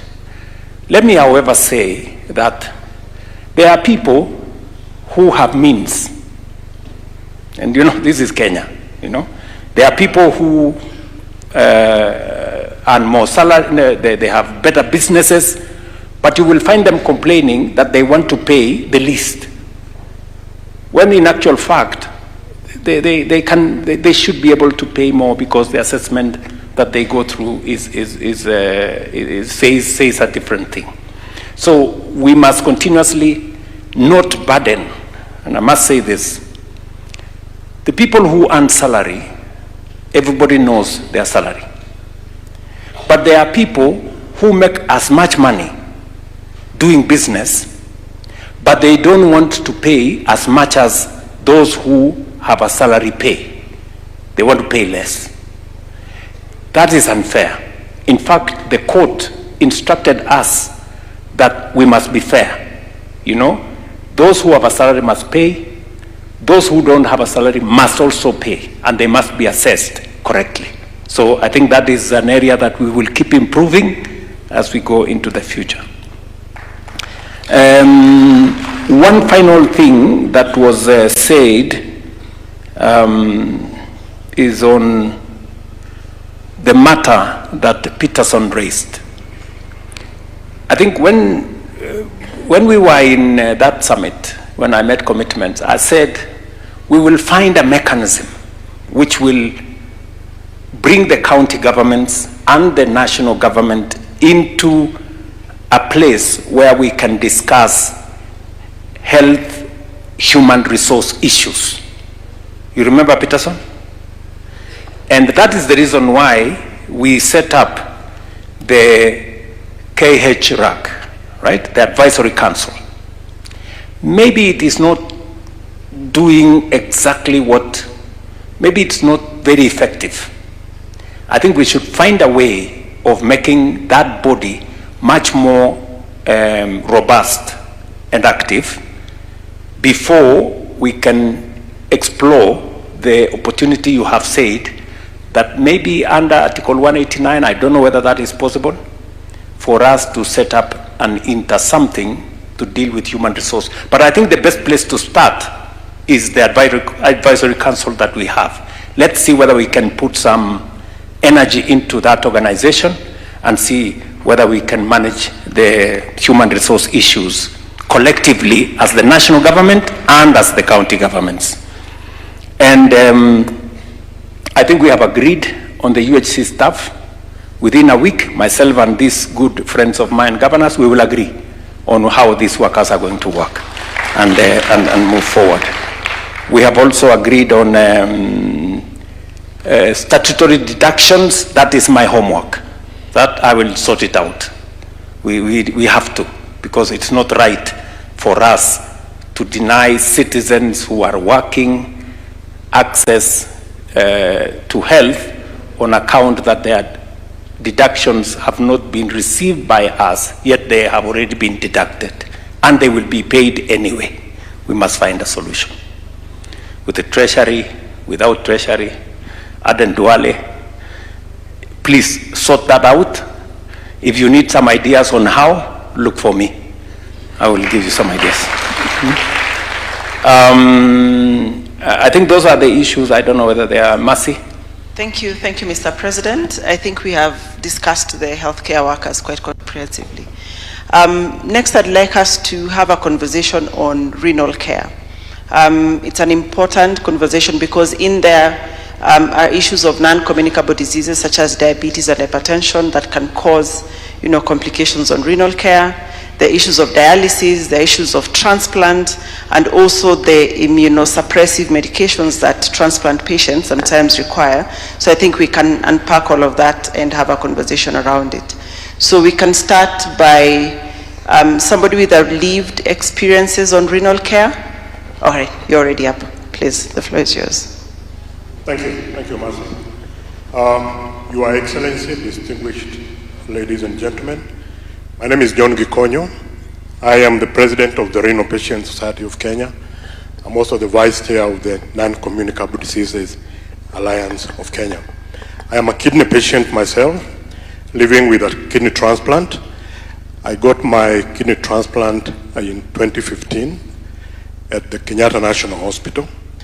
And I'm proud to say that between then and now, the good people at Kenyatta National Hospital have taken good care of me and other renal patients, and that's why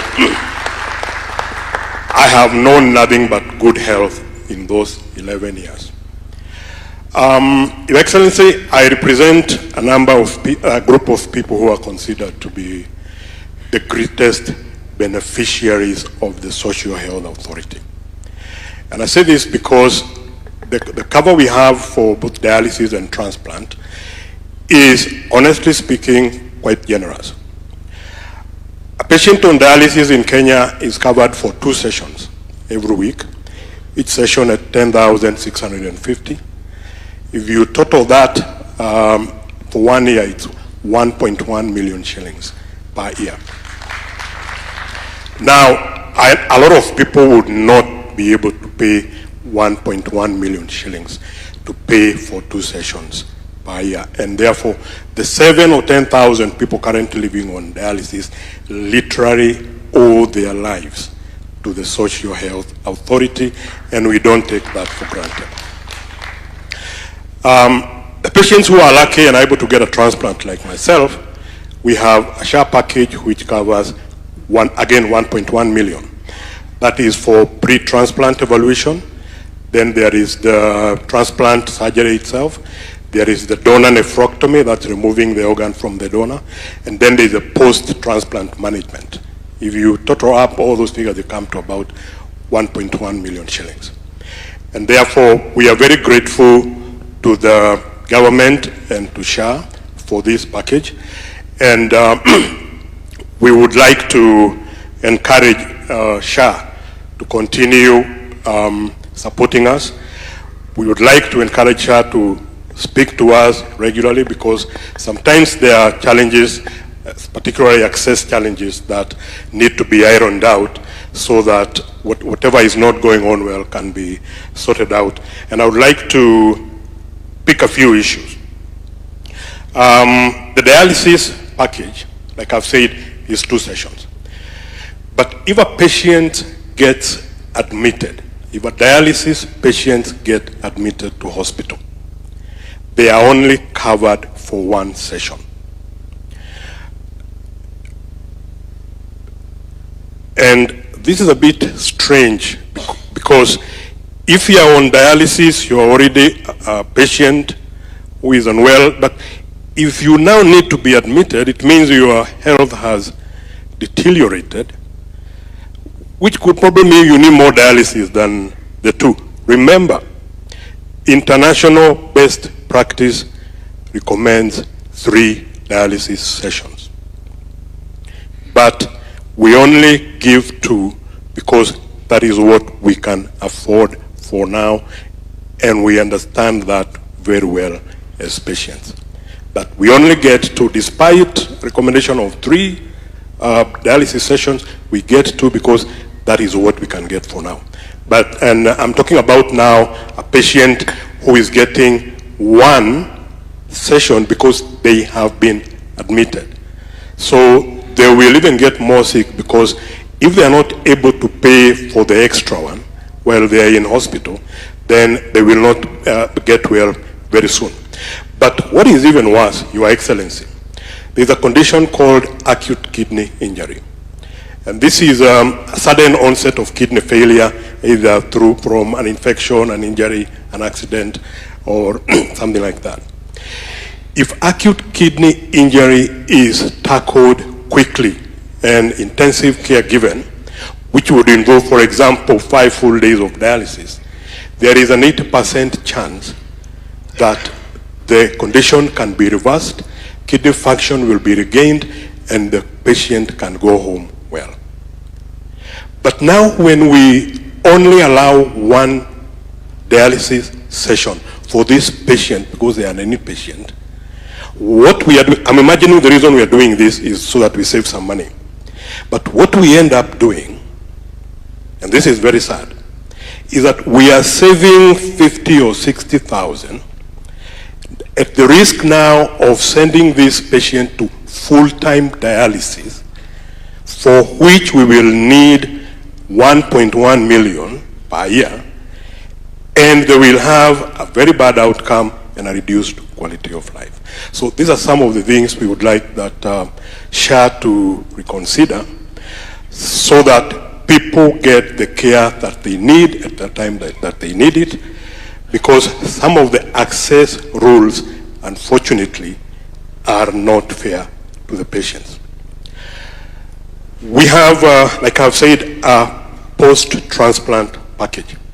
This is the package which supports now the medication and the clinics that we need after transplant. I would like to thank your government and SHA, because this is new. This came with SHA. We had a dialysis package and a transplant package before with NHIF, but when SHA came in, we made a plea and it was accepted. We now have pre-transplant evaluation and post-transplant care. That we attribute to your government and Social Health Authority. Again, we have some challenges with access. Some of them are from the system, particularly the DHA system. We have a very, very cumbersome system where we have to give a lot of paperwork. KNH has now gone paperless. Hata ukilipa pesa upate risiti siku hizi. Hakuna karatasi KNH. And we are happy because things have improved, things move quick. But when it comes to SHA, I have to go with 6 documents, which I have to submit, then they have to be scanned, and even the physical part of doing that and taking them through all this takes a lot of time. Sometimes the system hangs. We would like the SHA system and the DHA system to be streamlined so that we can also go as smoothly as the rest of the things. And we do sometimes we are forced to go home without drugs because the system hanged. And to respond to CS Duale, who mentioned about, sometimes people switching off the system so that we can pay cash. A lot of time when the system goes down, you can't even pay cash. It goes down, nothing can happen. It's a very difficult and sad situation. And people at KNH, for example, wouldn't do that. And like I have said, I've been with them for over 10 years, so I know them. They cannot switch off a system to make you pay. So whenever it happens, it's a genuine problem. Thank you, Gikonyo. Yeah.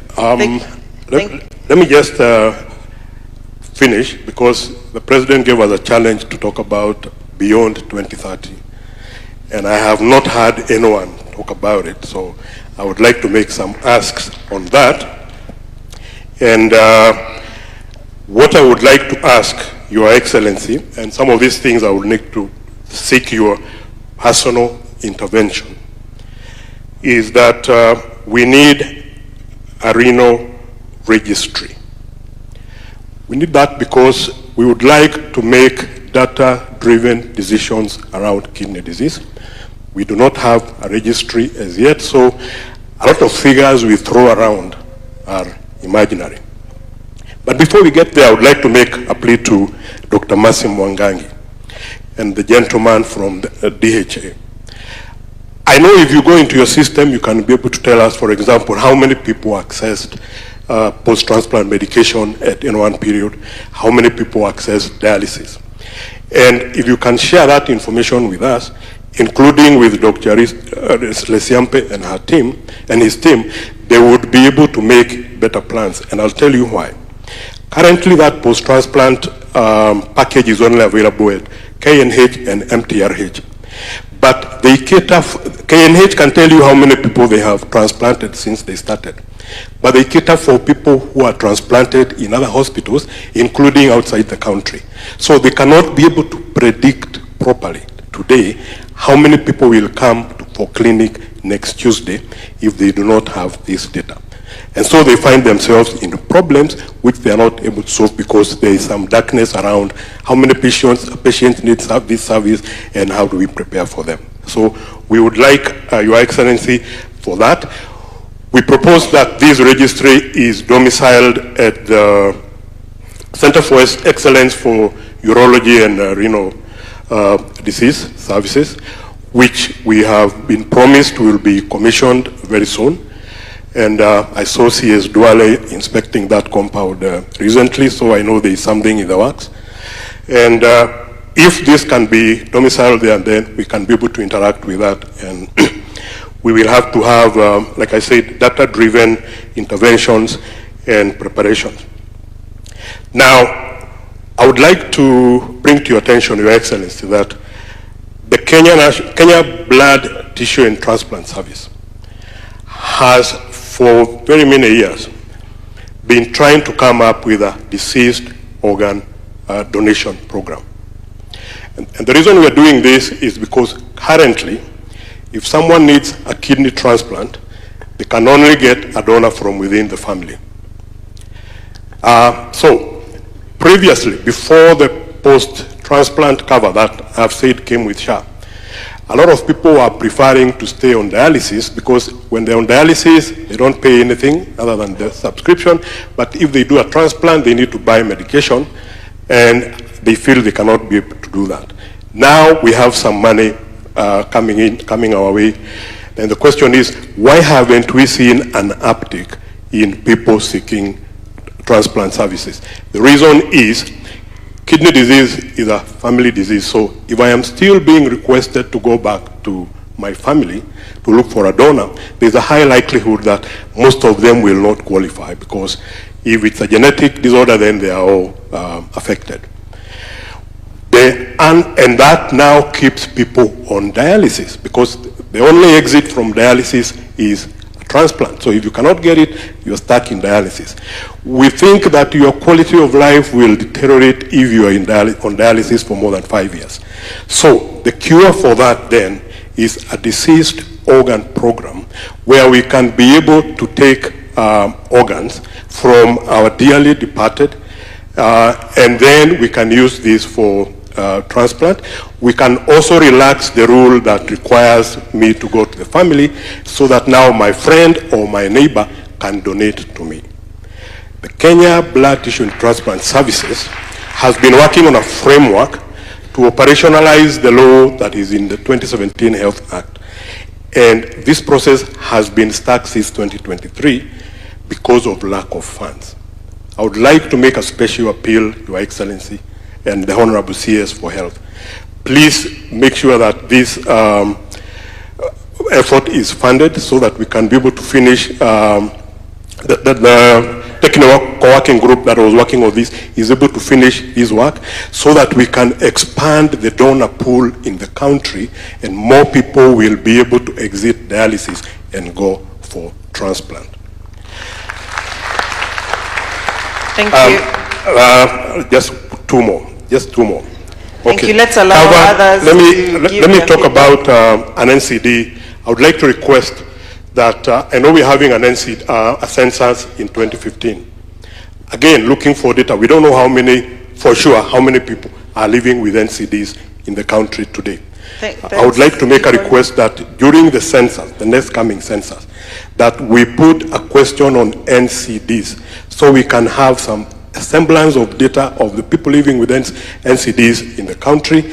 And finally, I would like to make a plea for meaningful involvement of people living with NCDs at the decision-making level, so that we can contribute towards some of these decisions using our lived experiences, and that is the end for me.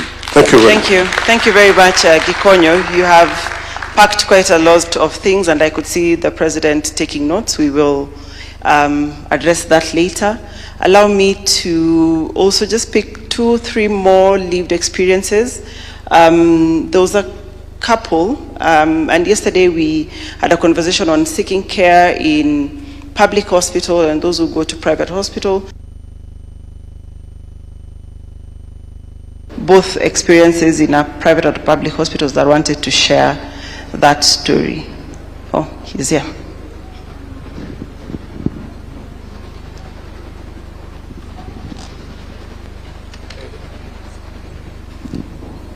You can just come. Thank you, Dr. Masu. You can just. Okay. Thank you, Your Excellency. My name is Joseph Mutinda Kimatu. With me, I have my wife. I'm Frida Mutindi. Yes, we got involved in a road accident on 1st of March this year. On our way back to school, we are teachers in profession at TSC. And we were admitted in Machakos level 5, but because of logistics of surgery, I was the one who was left at Machakos level 5, and then my wife was referred to German Medical Center in Machakos. So we went through surgeries because I had a acetabular fracture at my right leg, and then my wife had a femur fracture on her right leg also. And through the process of treatment, I took around 3 weeks to have everything taken care of because of mid injury and also some scars you can see in my head. She took 1 week in German Medical Center. The bill that was there in Machakos for me, it was 224,000, and ours was 145,000. And comprehensive cover, which is also included in SHA, everything was catered by SHA, around 369, almost 370,000, and no single cent we paid for that service. We have also been going for the clinics and also for the checkups on MRI, CT scans, X-rays in Imaging Center at Machakos, and everything has been taken care of by SHA. So we are here to witness and confirm that through that deduction, Mr. President, you said yesterday that cuts across all the civil servants, we benefited fully without paying any single servant, and I'm sure every civil servant here can also confirm the same. And I have to congratulate you also, Mr. President, for being in the forefront to launch that program for emergency services, because, for example, in our case where we got the accident, it was somewhere in the bush area, somewhere where we were going in work, and it was out of the Good Samaritan we survived in that accident. So thank you so much, Mr. President, for being the forefront to ensure that the health care in this country is working well, and we truly say we appreciate for that service. Thank you. Thank you. Thank you very much. Mr. President, yesterday you spoke about Linda Mama, Linda Jamii, and on my corner here I can see a few moms and their babies. If there's any who would want to give the experience, kama kuna mama yoyote ambaye angependa kuzungumza, hata kama si hawa pale, kama kuna kina mama yoyote, naona kuna mmoja pale.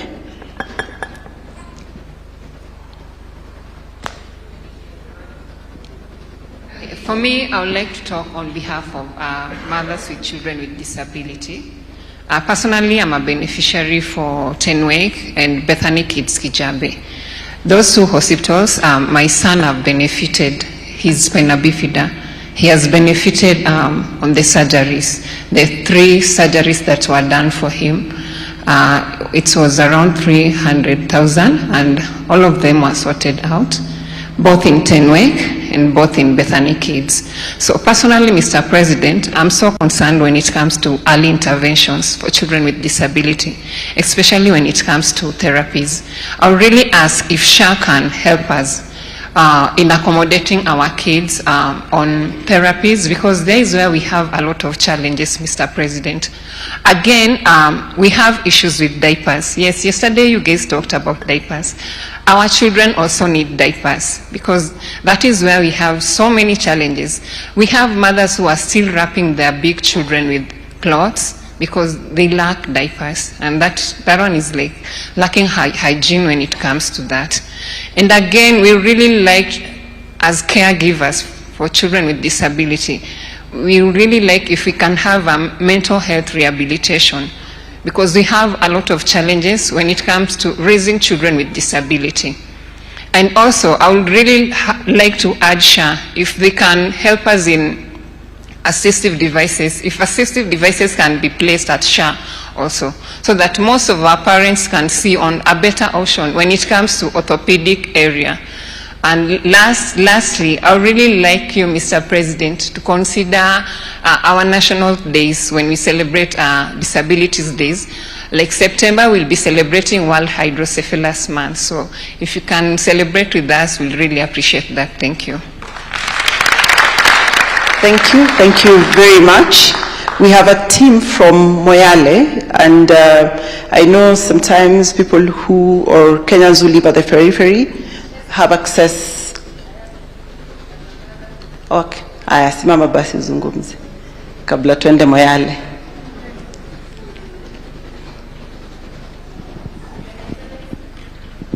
Ongea tu, ongea.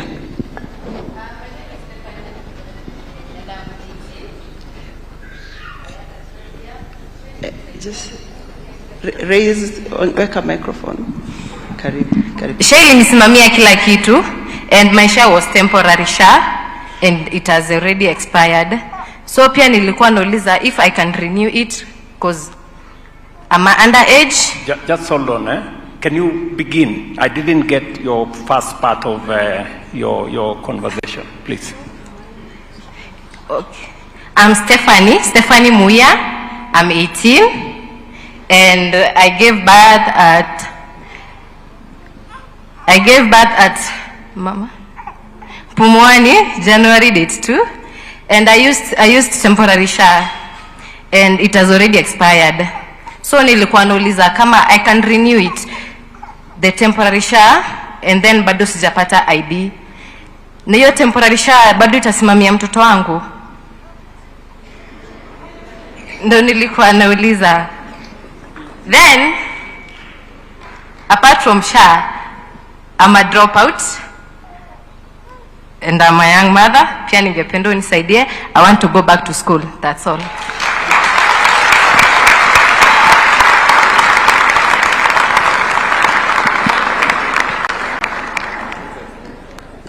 So, we can go?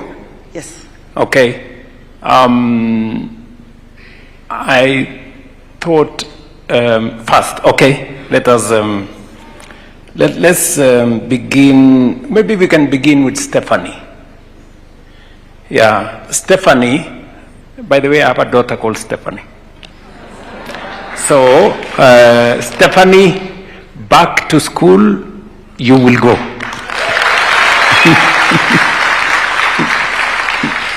Yes. I want somebody to answer Stephanie about her temporary cover. You remember yesterday I said the government of Kenya is going to pay for our teen mothers. Mothers who do not have an ID, they cannot pay for themselves, and so the government of Kenya is going to pay. Mercy? Yes, Your Excellency, you made true to your commitment. SHA does have 1 billion Kenya shillings that you've availed to be able to ensure we cover teenage mothers. And to date, we've covered about 100,000 of them through that program. And that is what Stephanie is talking about, the temporary SHA program. This program runs until the teenage mother is 18. And so it serves for any teenage mother from the age of from 13 all the way to 18. Once the mother turns 18, we expect her to get an ID and then to be able to pay into SHA. So in Stephanie's case, she's told us she's already 18 right now. She's already 18, so we need to help her to get her ID, and then now we need to find a mechanism of supporting her.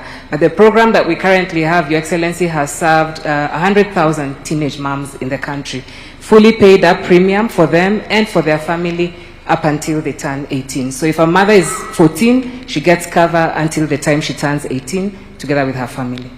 Yes. So what do we tell Stephanie? Stephanie is now worried about herself and her child, and yes, I think we'll take care of her going to school. Yes. That becomes the Ministry of Education's assignment. We will make sure that we find a school for you and pay for your school fees.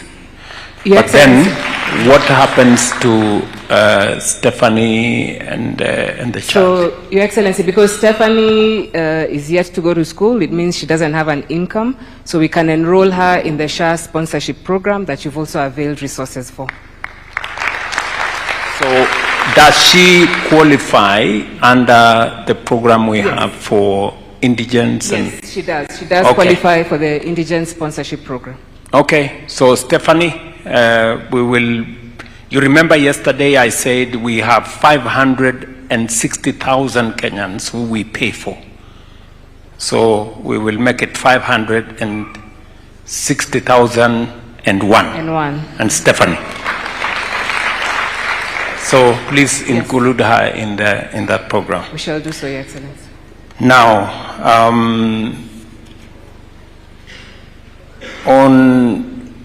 I think one gentleman has been, first let me thank Mr. and Mrs. Mutinda. Thank you very much, Mr. and Mrs. Mutinda, for saying two things. That you've actually proven to us that whether it's a private hospital or a public hospital, I've kept on telling the people of Kenya this, that once you are registered in SHA, you can go to any facility, and as long as the facility is registered with SHA, then we should be able to cover your bills. And for you and your wife, you have also given me one more confirmation. I had a very candid conversation with the Teacher Service Commission and the teachers' unions, both KUPPET and NAT, and I persuaded them that they were better off in SHA than in private insurance.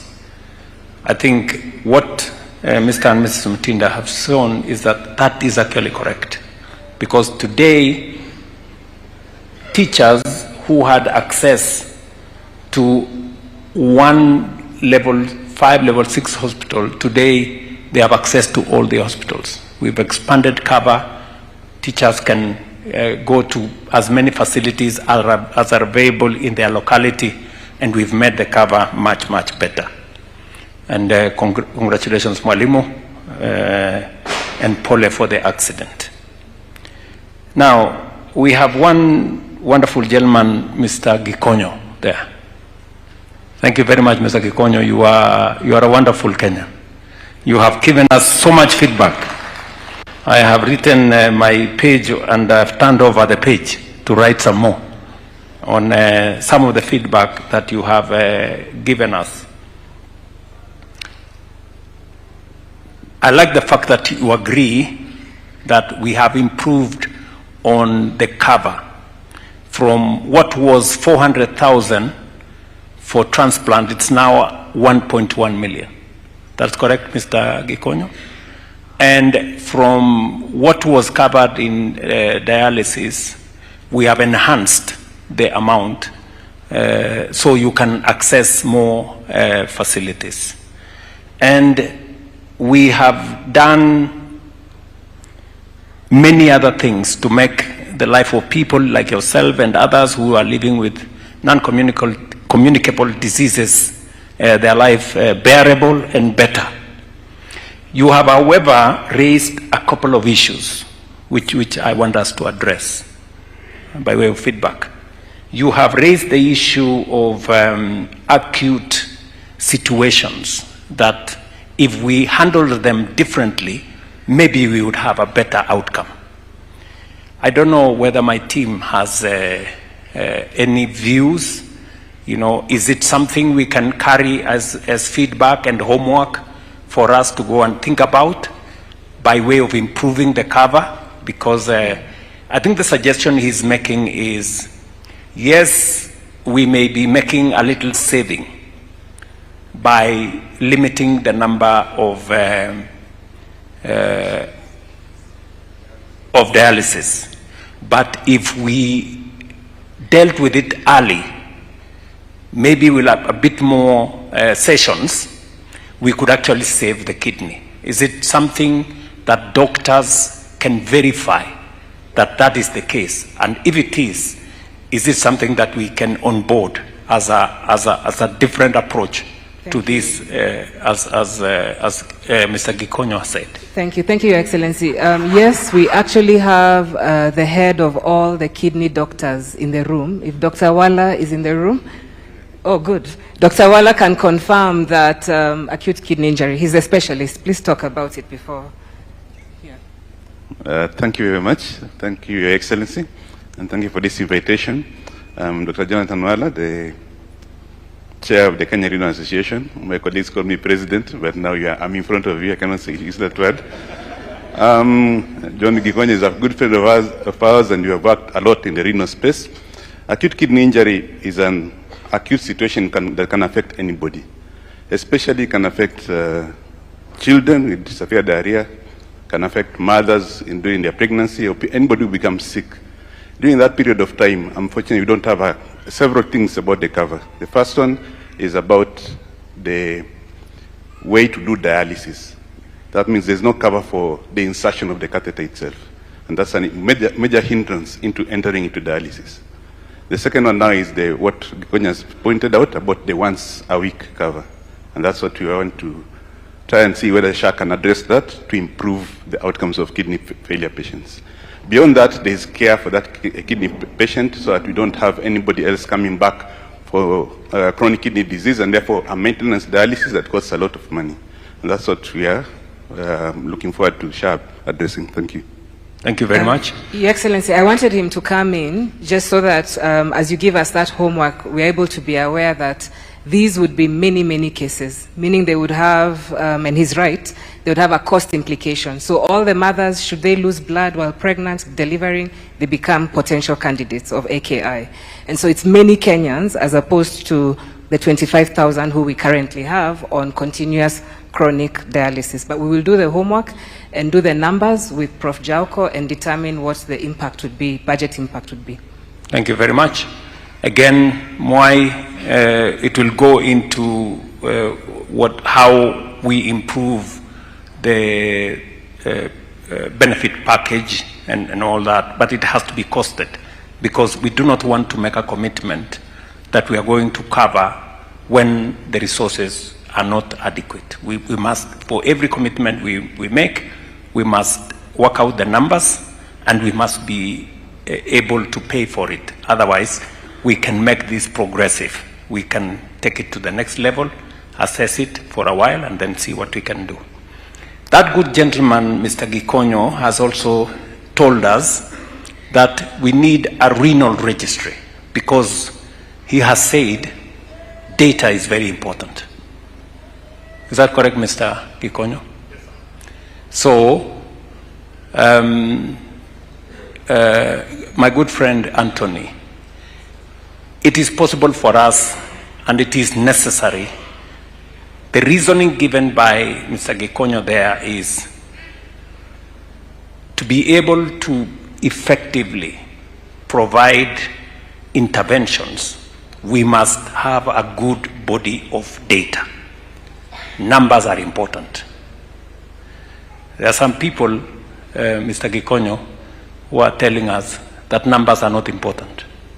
That why are we registering people? Why are we talking about people who have been registered? Is SHA registry. You are telling us to do another registry. You know? Because you've said, what is your reasoning, Mr. Gikonyo, for the registry?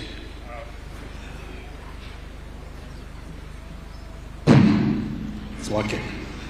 Reasoning, Your Excellency, is that we need to make data-driven interventions with evidence from the situations that we are going through. I hope those who have arguments against our data are listening to Mr. Gikonyo. Mr. Gikonyo, you have said what your personal experience on what SHA has changed for the people who have conditions like yours. Yes, sir. And in your opinion, we've made very good progress. Absolutely. What do you tell those who are telling us we should scrap SHA? They should pray very hard that they don't fall sick one day and they find themselves in a situation where they cannot foot their bills, and if not them, one of their relatives. Let me give an example. If someone needs dialysis suddenly, and that is 80% of all the people who need dialysis, they find out that they need dialysis one day when they collapse, and they wake up in an ICU, and they are the last to know that their kidneys failed. Why? Because kidney disease is a silent disease. It will work on your body without you knowing. You will feel some changes which you will correct with Panadol and other adjustments, but eventually your kidneys shut up. By the time you wake up in ICU, you will have received probably 4 or 5 dialysis. So you will already be in the red for 50,000 shillings, even before you have been told what is wrong with you. That is how critical it is to have a cover that can take care of you when you're in that situation. Thank you very much, Mr. Gikonyo. Mr. Gikonyo has told us one more thing. He has told us the best way to get out of, the whole space around dialysis, because dialysis is good because it saves lives, it prolongs somebody's life, but kidney transplant would actually solve that problem in a much more fundamental way. Is that correct, Mr. Gikonyo? So, and he says there are now restrictions on how somebody gets access. It has to be a member of their family. And he has given us suggestions by way of feedback, which is the reason why we are having this conversation anyway. We want to know from citizens, how can we do this better? He has told us that we should expand the pool of access to kidneys to non-members of the family, and possibly create a framework where we can get organs or kidneys from deceased persons in a framework that is acceptable legally and morally. Is that what you're saying? Yes, sir, but if we had a deceased organ program, we would expand donations to beyond kidneys, because we would now be able to get other organs that are transplantable, and a human body can give up to 8 organs that can be transplanted. So it would be a wider pool where even other conditions can be supported. Is it something that can be considered? Is it something that, it tells us that there was already a conversation in that direction?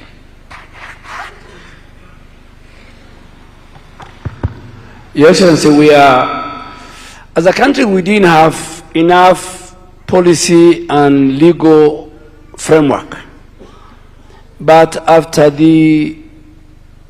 what happened in Eldoret and the whole story of organ harvesting, the committee which Dr. Wala here, not the president now, but the leader of Kenya Renal Association, was a member among many other experts. That report now is before Parliament, both the Senate and National Assembly. There was some work we were to do as a ministry, develop the policy, the framework, and the legal instruments, which we are about to finish.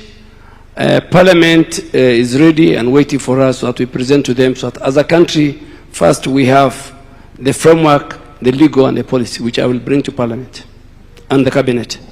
So I think we can then tell John here that what you are suggesting is already under consideration.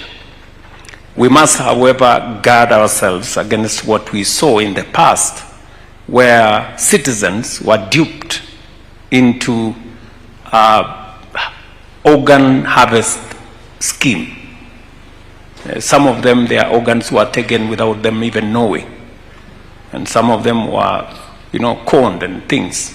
So we must have a robust policy and legal framework that is already in discussion. And then we can maybe progress and get to the suggestions you're making on how can we save more lives and how can we expand the pool of how a renal patient can access a kidney to save their lives or to share with another citizen. So I think that is a work in progress. The last issue that I picked from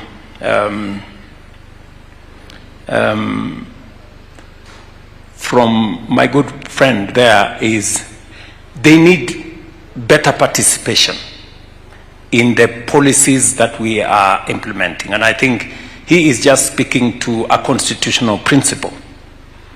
It is no longer a sterile provision of the Constitution that public participation should be part of the engagement of us going forward. And therefore, I think what he's asking for is, as you develop the policies and the legal framework that affects people like him, they must be involved. And I want to commit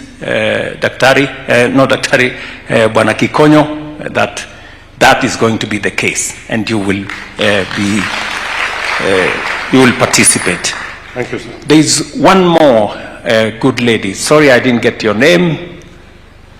Yeah, she has told us.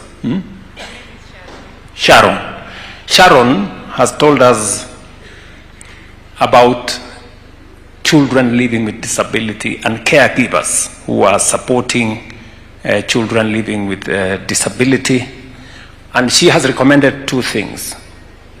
She has said we need to look at the package that is available to children living with disability, including the caregivers. What is it that we can tell Sharon and people like her who are helping with children living with disability? And she has recommended specifically that early intervention could actually make things a lot easier for both the children and also the mothers. And that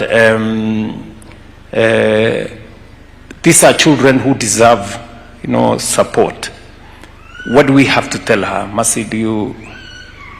Thank you, Your Excellency. If I'll start with the good news on your instruction yesterday at night, we started work on diapers, and the proposals are underway, and we should be concluding that by the end of October.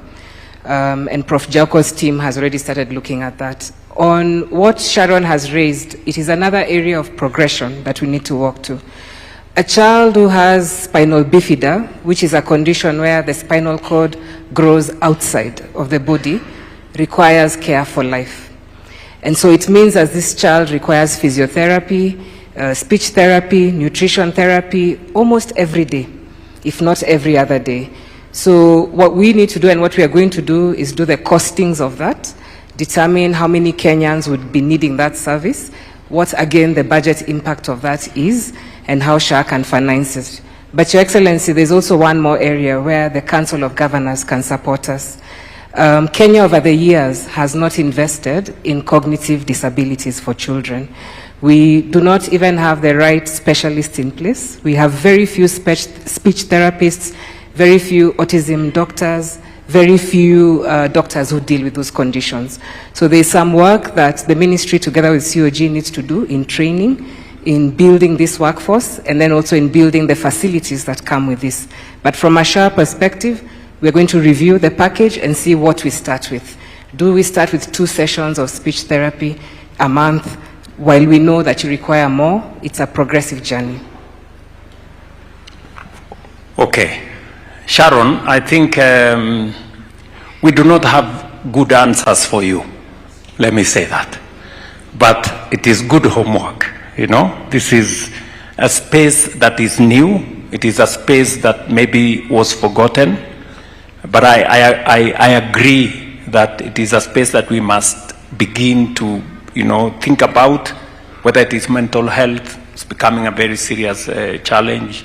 All the other issues that have to do with disability. That is a space that maybe the ministry and us, we may need to explore more and look at what interventions we can come up with so that people like Sharon and others who support people in that space can be attended to. Sharon, you want to say something? Thank you so much, Mr. President. Okay, I have another one again. We have anticonvulsants. Myself, I take anticonvulsants. I'm epileptic. So these drugs are very expensive. And some of them, we get them at the hospital. Yes, they're being given for free. Unfortunately, some of them are very expensive. We don't get them at the hospital. So can SHA again put us on that kitty? And my question is for my request is also for our governor, Mr. Sakaja. For many counties are doing assessment for children with disability for free. Why is it hard for Nairobi that our kids can't have the assessments can't be done for free? And if it's that difficult, can we also put it on SHA so that we may enable many parents to register their children when it comes to registration for persons with disability? I know he's asking himself which it's the National Council, the card for the National Council for Persons with Disability. Okay. So that it might help us to identify how many parents do we have, how many children do we need to have the diapers, how many children do we need for anticonvulsants, and how many children with disability do we have, how many persons with disabilities do we have. Yeah, thank you so much. Thank you, Sharon. And I sympathize with Sakaja because he's almost in the same space as myself as to what exactly do we need to do here. Oh, you have something? Okay, Johnson. Thank you, Excellency. I think it's good to be here, and I know many people are from the city. The first issue on occupational therapy, we provide that in our level 4s and in our level 5s. Occupational therapy, physiotherapy. At Mama Margaret, I know we have we're registering. We're doing the registrations, even of PWD. The benefit from free diapers and medicines like phenobarbital. Phenobarbital is available there. We have occupational and basic therapy as well as at MLKH, as well as a serious orthopedic unit over there. I think she was saying, Johnson, she was saying the assessment. He said, I'm getting to that. Okay. Yeah, I'm getting to that. Your Excellency, for occupational therapy, I know for sure it is free at, for assessment, disability assessment, I know for sure it is free at Mama Lucy Kibaki Hospital. But if it is not free in the other, my CEC is quickly checking.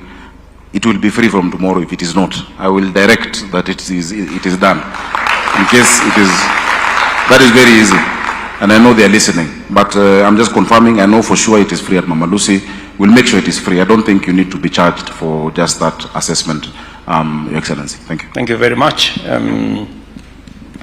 Now, there is one thing that is coming out of this, that we may need to expand our, health professionals, scope, to cover new areas. We seem to have gaps in certain professionals. I think somebody mentioned here that there are gaps in some expertise that may be necessary for us to handle situations that confront our healthcare facilities. We need to have the people with that expertise. I don't know whether in this room we have the director of Kenya Medical Training Center. Is he here? Yes.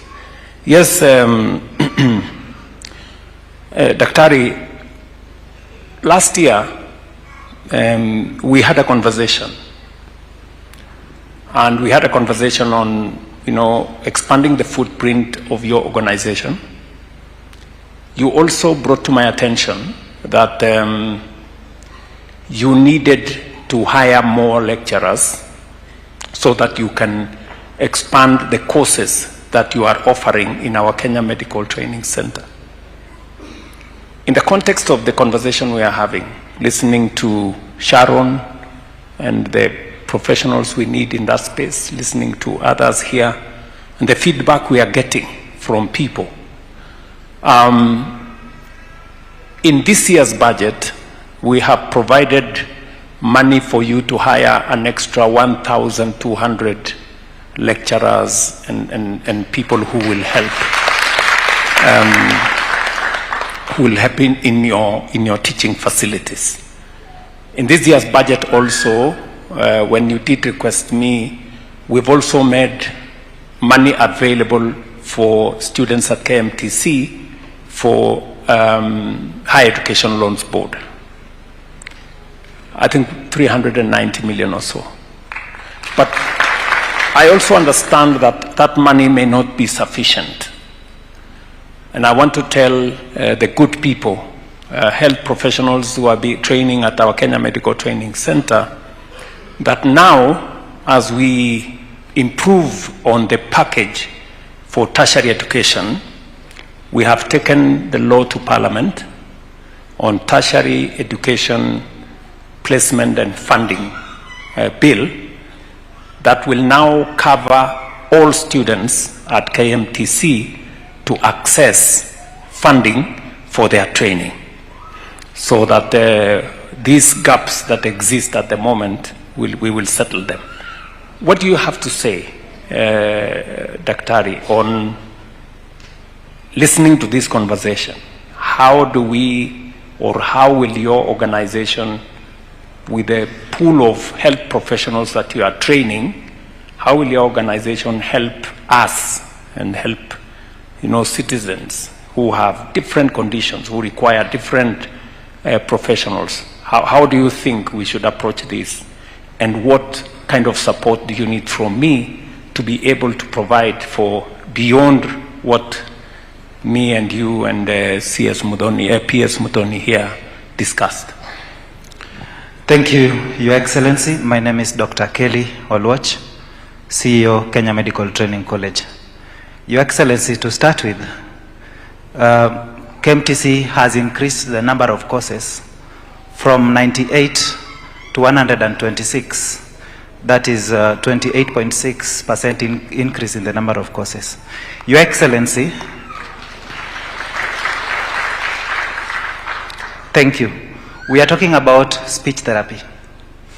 Your Excellency, Kenya Medical Training College now has a diploma program in speech therapy.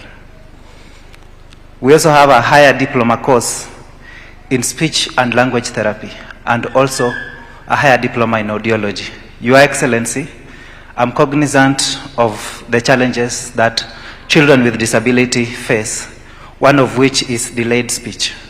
And Your Excellency, the country did not have specialists in this area in the health field.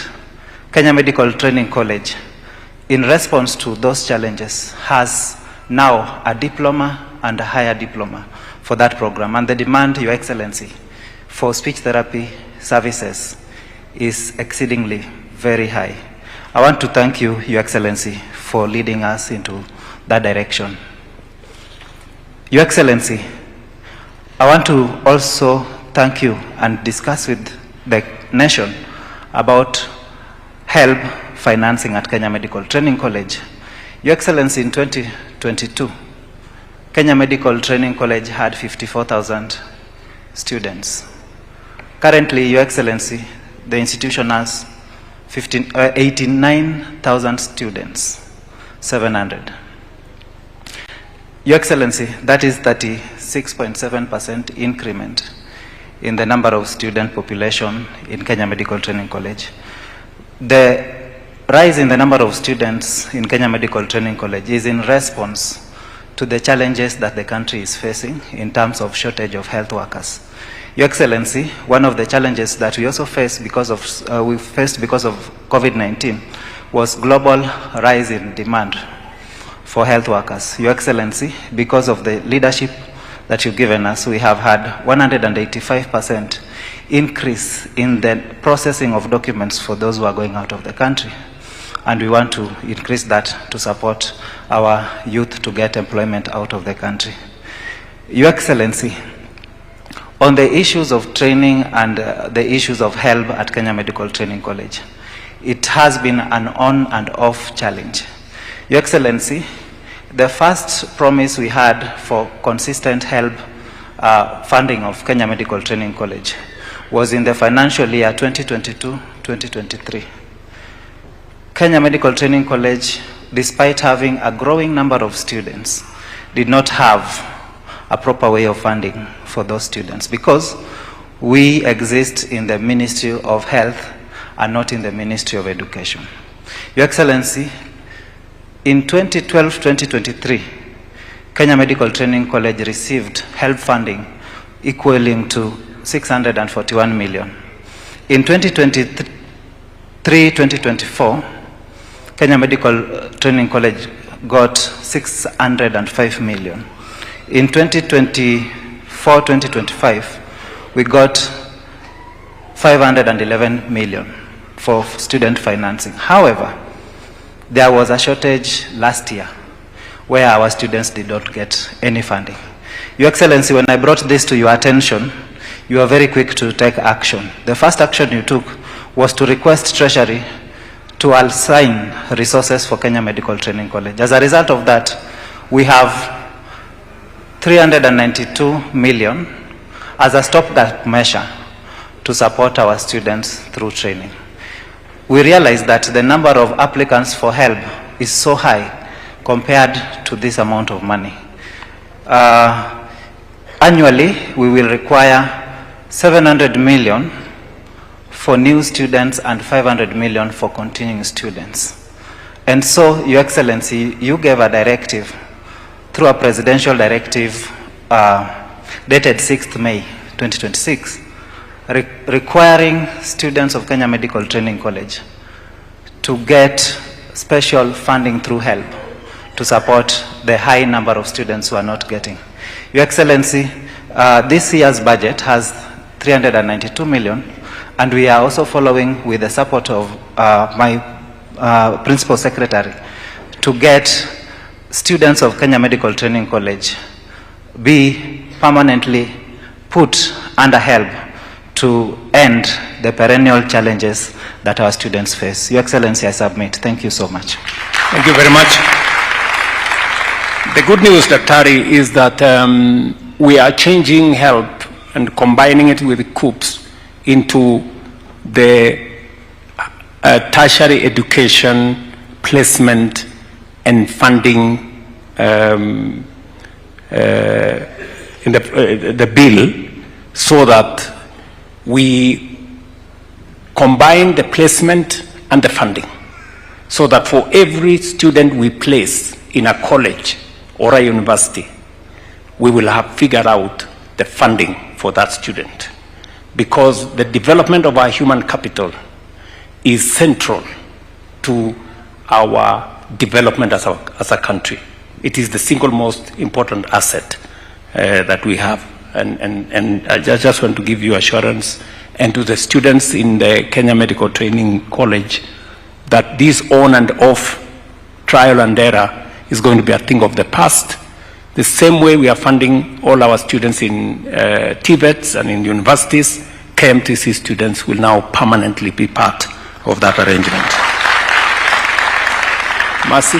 Yes, Mr. President, I know time is far gone. I want to seek your indulgence. As you can see, many notes have been coming my way. My phone is ringing and many messages from the people in the room who still want to speak. We have a team from Moyale.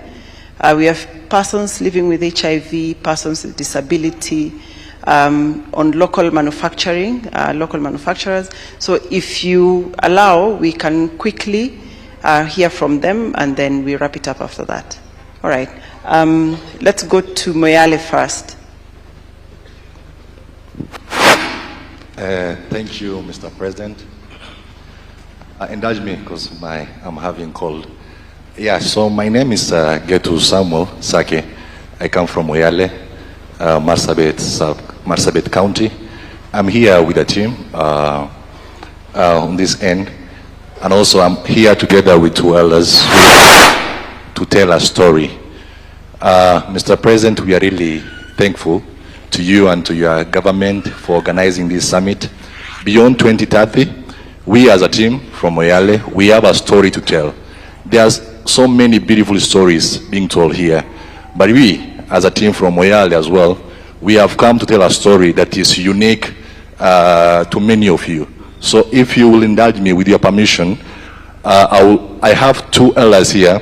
Though language is an issue, I will request maybe a translation that will tell a story, and later on I'll make a submission on the same. With your permission, we have two elders here. On the far end, Mr. Gabayo Osha, and also Pastor Mare. With your permission, let me pass the mic so that they can tell us the story, after which I will make the submission. Thank you. I'm sure they can speak Kiswahili. Wanaweza kuongea Kiswahili, hakuna problem.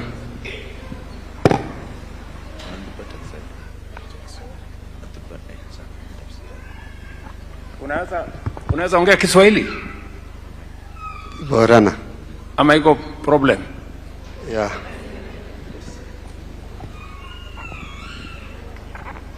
I hope nitamsaidia. Thank you. Makanki Gabaye Washa dani. Kwa majina naitwa Gabaye Washa. Moyale dufe. Mimi ni mkaaji wa Moyale. Uji yokan kanisa kesat uji wa Jadda. Nami ni mzee wa kanisa ambaye tunamtumikia Mungu pale. Kabajama wananugaran dufnefi. Mheshimiwa Rais, kile imetuleta hapa shani Moyale namiyedun sha infayadama. Watu wengi wanatumia SHA. Amo challenge amna. Lakini tuko na changamoto. Community ni oja SHA tumitu mgonjwa didik agana. Ni survivability. Jamii wako pale wanapotumia SHA wanasaidika kwa magonjwa madogo madogo. Amo maro economic areas nami oriti fata. Kwa uchumi na watu wa huko ni wachungaji wengi wao. Yo gariboni dufe wanarkaka wanam turafuda. Saa zingine kiangazi inapokuja inawapokonya kenye wako nacho. Dukubu gurda okani yo fayada bani. Wanapogonjeka magonjwa makubwa kama kansa na kadhalika. Achiti yo stroke fargatan, yo accident fargatan, yo lafefa chabd. Wapo wanapopata na stroke na wanapopata ajali na kufunjika mfupa. Rifaro gar Meru fa korani. Wanaandikiwa rifaro kupidani Meru na sehemu zingine za nchi. Meru gar kilomita dibishani oli. Na Meru iko mbali na sisi zaidi ya kilomita 500.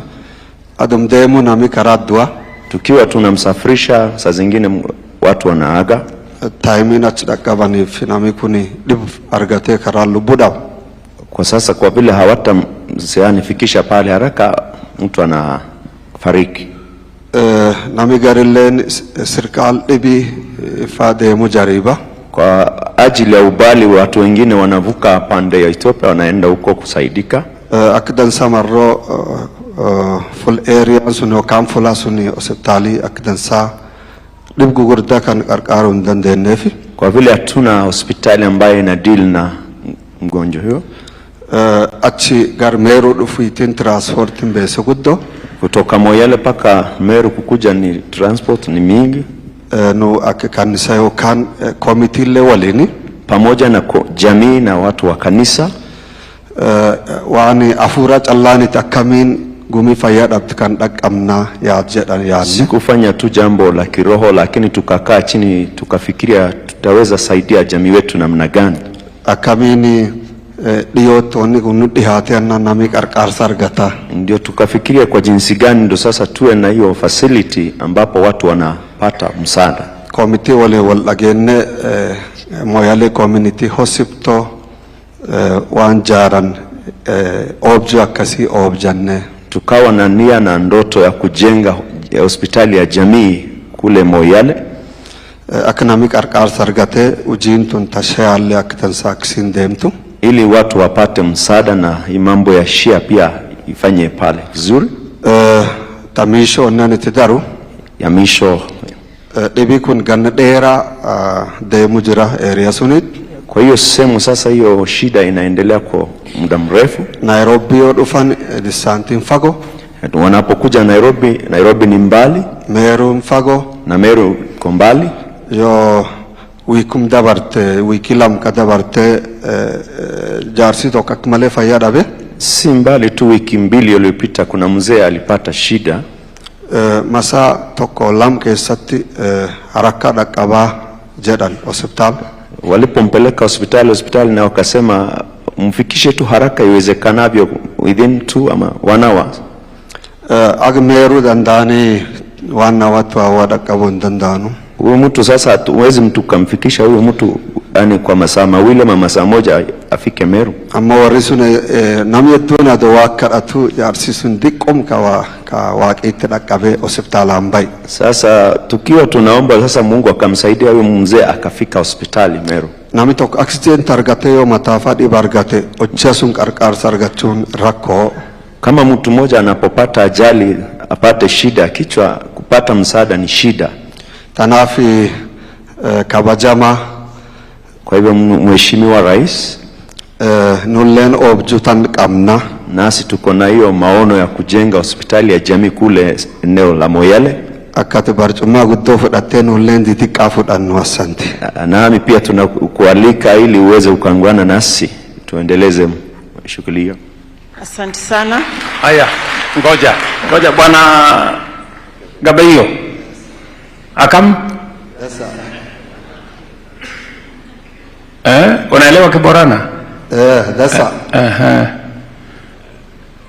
Yoya.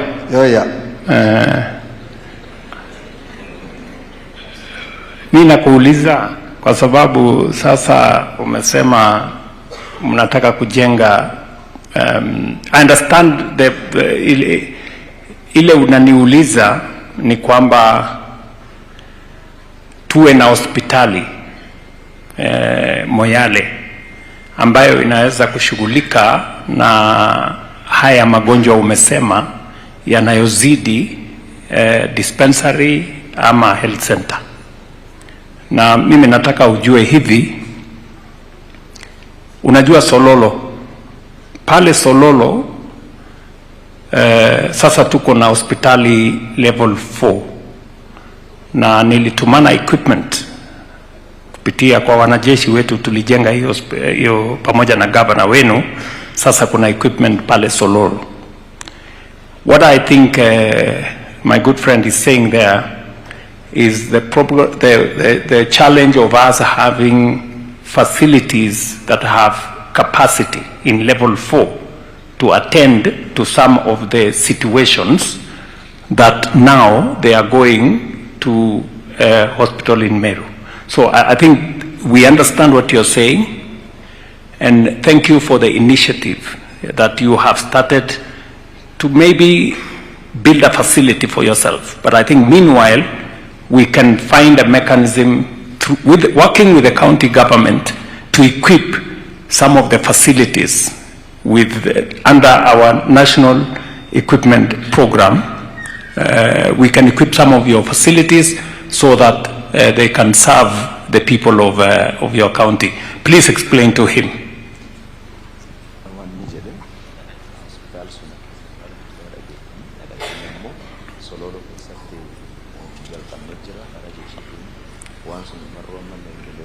Thank you very much. I think you can explain to him what I have said in the language that he understands.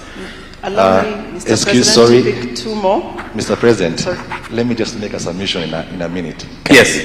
Yeah, thank you so much for your indulgence again. As you have clearly articulated, the challenge here is the distance. And beside distance, this is not interdiction to Moyale General Hospital and Marsabit Referral Hospital. But if you look around even the entire Kenya, those hospitals that are serving Kenyans properly and people are getting service from there are mostly mission hospitals. And within our region, one that we have is Sololo Mission Hospital. That hospital has saved many lives. And the other closest, which is nearly 500 kilometers away, is Kirua Mission Hospital in Meru. And now looking around the issues that we are seeing, why are we here as a church? It's because if most of the time we go out on a medical camp, and the most experience, the challenge that we see and witness every now and then is that there is that recurrent issue, especially around Kargi region in Chalbi area, Kargi to Sololo to Moyale. There are cases over decades, cases of cancers, especially throat cancer and stomach cancer. One good case example is my Shosho. My Shosho passed away back in around 15 years ago. She passed on with cancer, and many other cancer cases are there. Just imagine the distance between Moyale to Nairobi, or the distance from Moyale to Meru. That is a life. So the challenge here is the challenge of diagnosis, after which this issue of treatment, and look at the distance. All this issue is really troubling our people. That's why we are saying, as a government, kindly we request that if these facilities, as you have clearly put, if it can be brought closer to us, probably Marsabit or Moyale, it will be helpful. So in that endeavor, we as together with other stakeholders, especially faith-based organizations. We have been keeping in touch, we have been talking, and also the communities around and other stakeholders.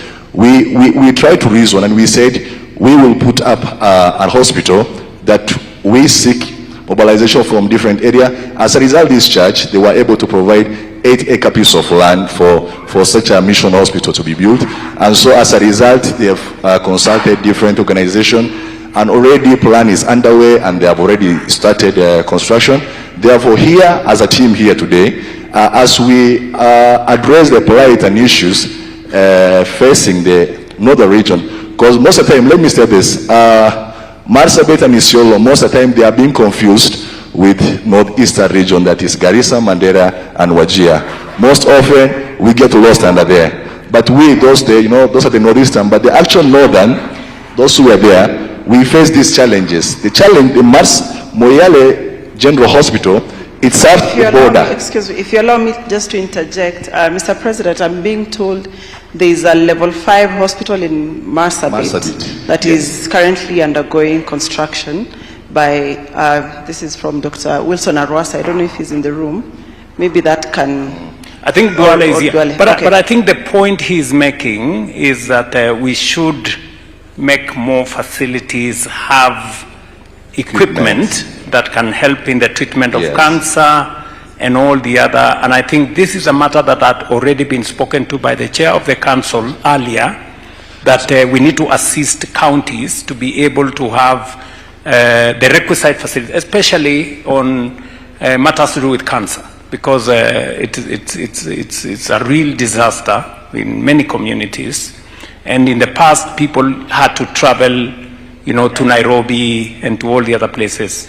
With now the elevation of some of the facilities to level 5, we should be able to make those facilities available, in those hospitals, so that we can deal with the case of Moyale. As I see it, kindly allow me to present this document. One, here we have a concept paper on our project, as well as Please, an invitation you can pass it on to for the gentleman you there.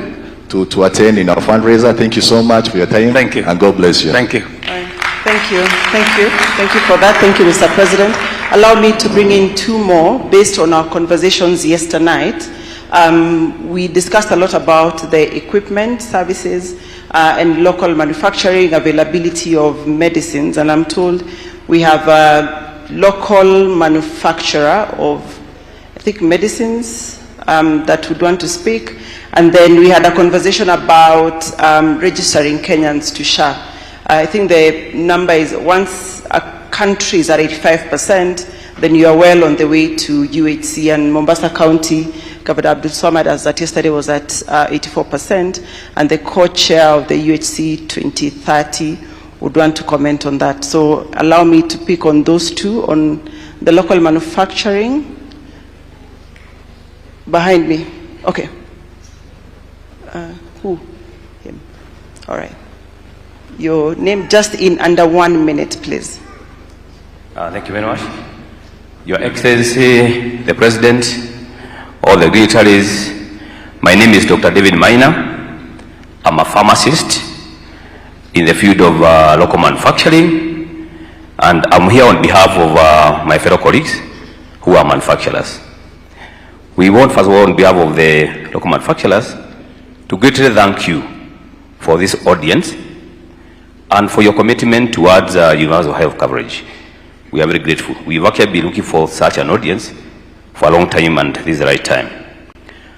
Your Excellency, we have about 40 manufacturers, local manufacturers in Kenya. The 40 manufacturers produce medicines and take care of about 30% of the local consumption. Your Excellency, that's very key, because what that means is that the other 70% is not made locally. That means it is imported. Let me also emphasize that the percentage is not in terms of the number of packets of medicine, it's a value. So if the local manufacturers are doing 30%, the 70% imported is high value. And if we did it locally, it could cost us maybe 30% or 40%.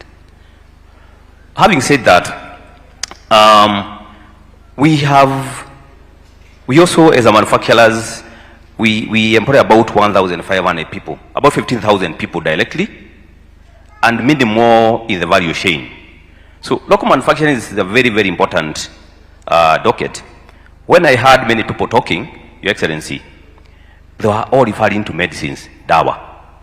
In fact, some said, unatibiwa, unaambiwa hakuna dawa. At the end of every service delivery, health service delivery, is a product. That is the dawa. And that's where we are placed to ensure that we provide those medicines to the patients so that the whole ecosystem of treatment can be complete. When COVID struck 6 years ago, there was a general crisis in supply chain of pharmaceutical products. In fact, Kenya could not even import a simple sanitizer. Even masks were being imported, that used to be imported, we had a shortage. So I'm saying that because our space, and why this is very important, has two aspects or very objectives. One is to play our role in universal health coverage in terms of supply medicines, quality, affordable medicines. The other very important one is actually disaster preparedness. If another COVID came, that would be a disaster. Would Kenya be prepared? How prepared are we if we are importing 70% of our medicines? Is a big security threat to this country and all the countries in the region. With that, let me acknowledge your support, Your Excellency. 2024, about 2 years ago, we were here at KSAC, and you gave a commitment that Kenya need to carry from 30% to at least 50% supply of local produced products by, I think, 2026, end of this year. With that, I'm happy that we have gotten very good support. Let me give credit. We have a very good Ministry of Health that is very supportive, extremely supportive. There is even a Department of HPT, Health Products and Technologies, at MOH that is supportive.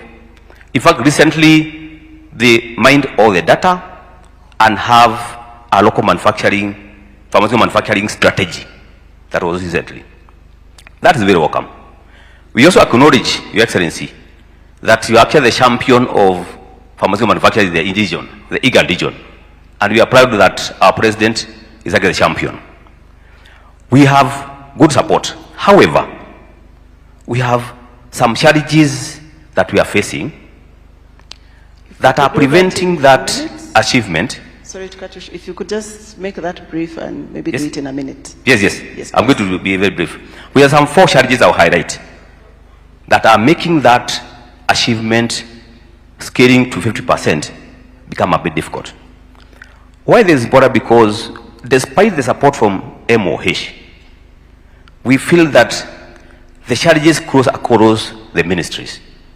And it's only probably from your level that can be sorted out. I'll be very brief with that. Number one is the cost and the competitiveness of our local product. We have a situation whereby our inputs are very expensive. Because of compliance with quality, and especially now Kenya is undergoing maturity level 3, ML3, our factories are very expensive to run. High electricity bill, all the inputs very expensive. In addition, we have taxation that is not pro-local manufacturing. Especially, we have excess duty on packaging material. Recently, there is VAT added on some raw material. I know that's being sorted out. Why that is, let me add that despite that, we have import duty that is exempted. That's very good. We don't pay import duty. We don't pay IDF fees. We don't pay levy. That's very welcome.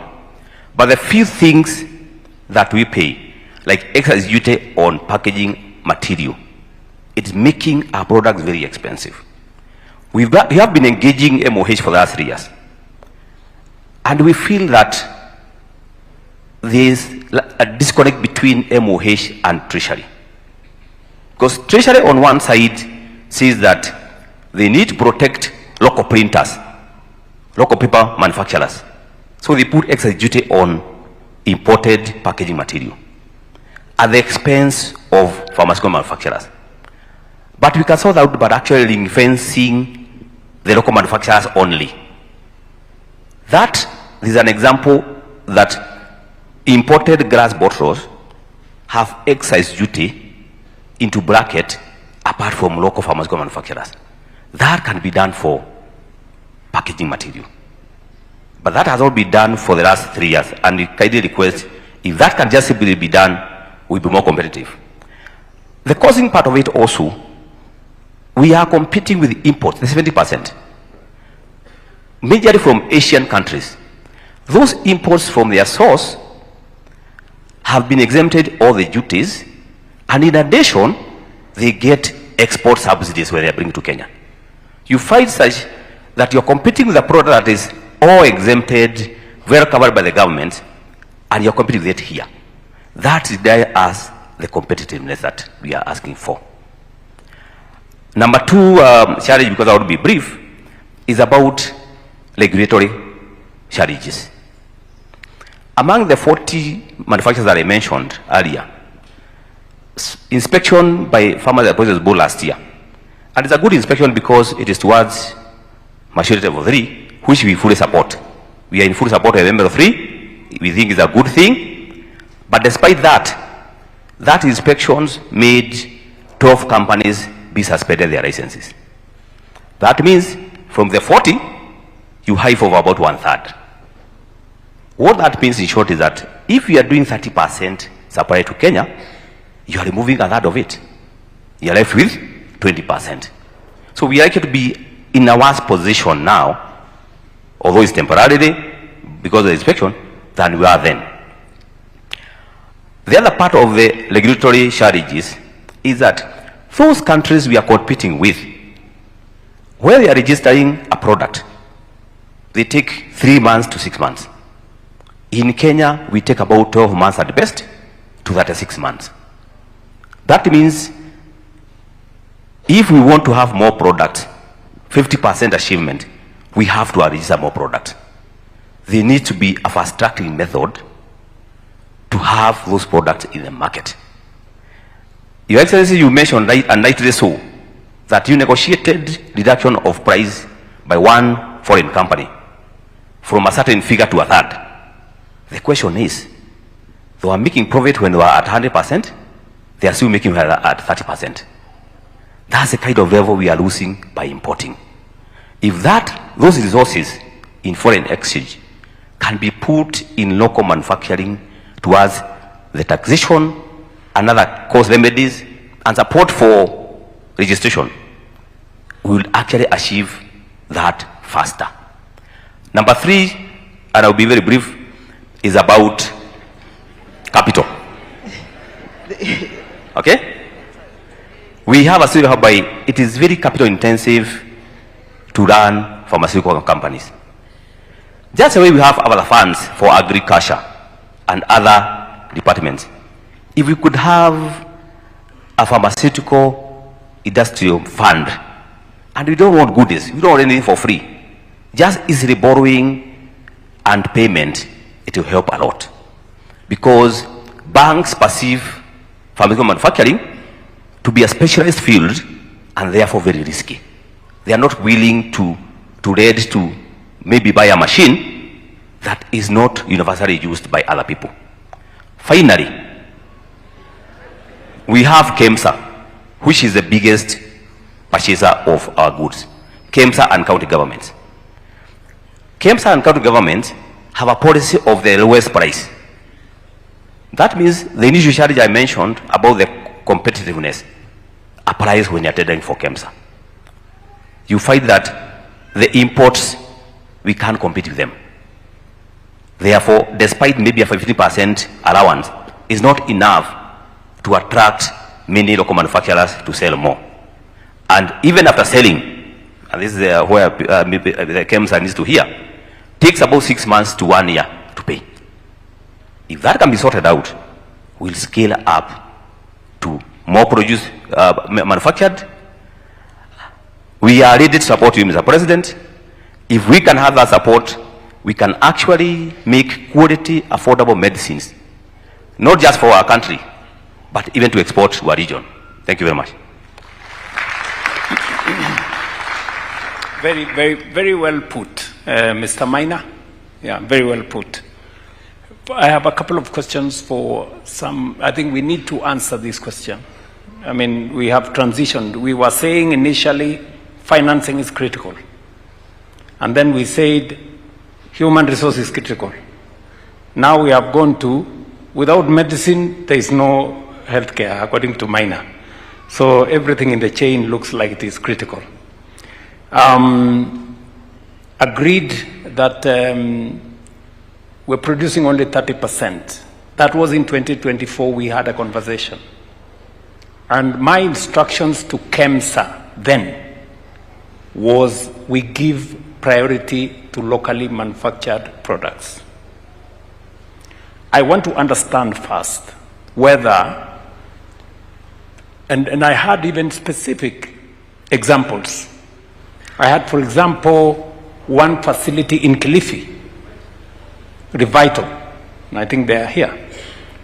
And Revital was manufacturing a lot of stuff in Kenya and could not sell to Kenya, but they were selling to other countries. And it was because of a conundrum at the KEMSA. And I said that should be undone. I don't know whether the CEO of KEMSA is here.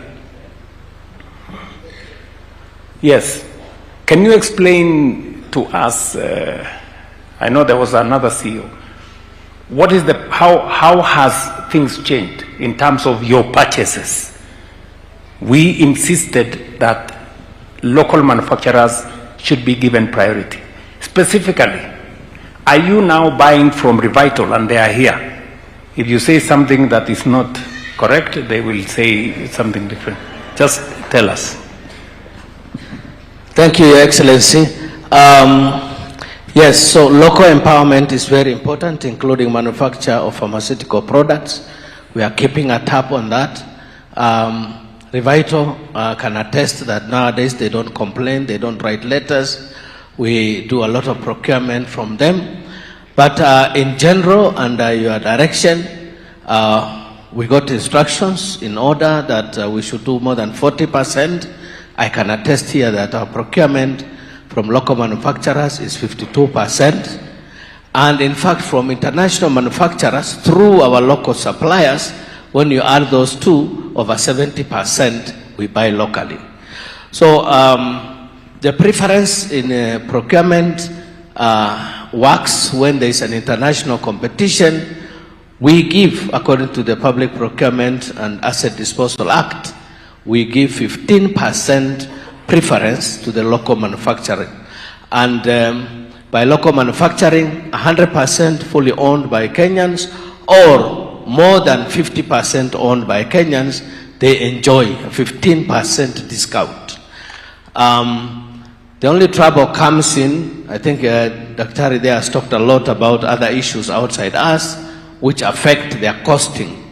So as a government, maybe that can be looked at, but yes, we do, and Thank you very much. Thank you very much, Wako. Revital.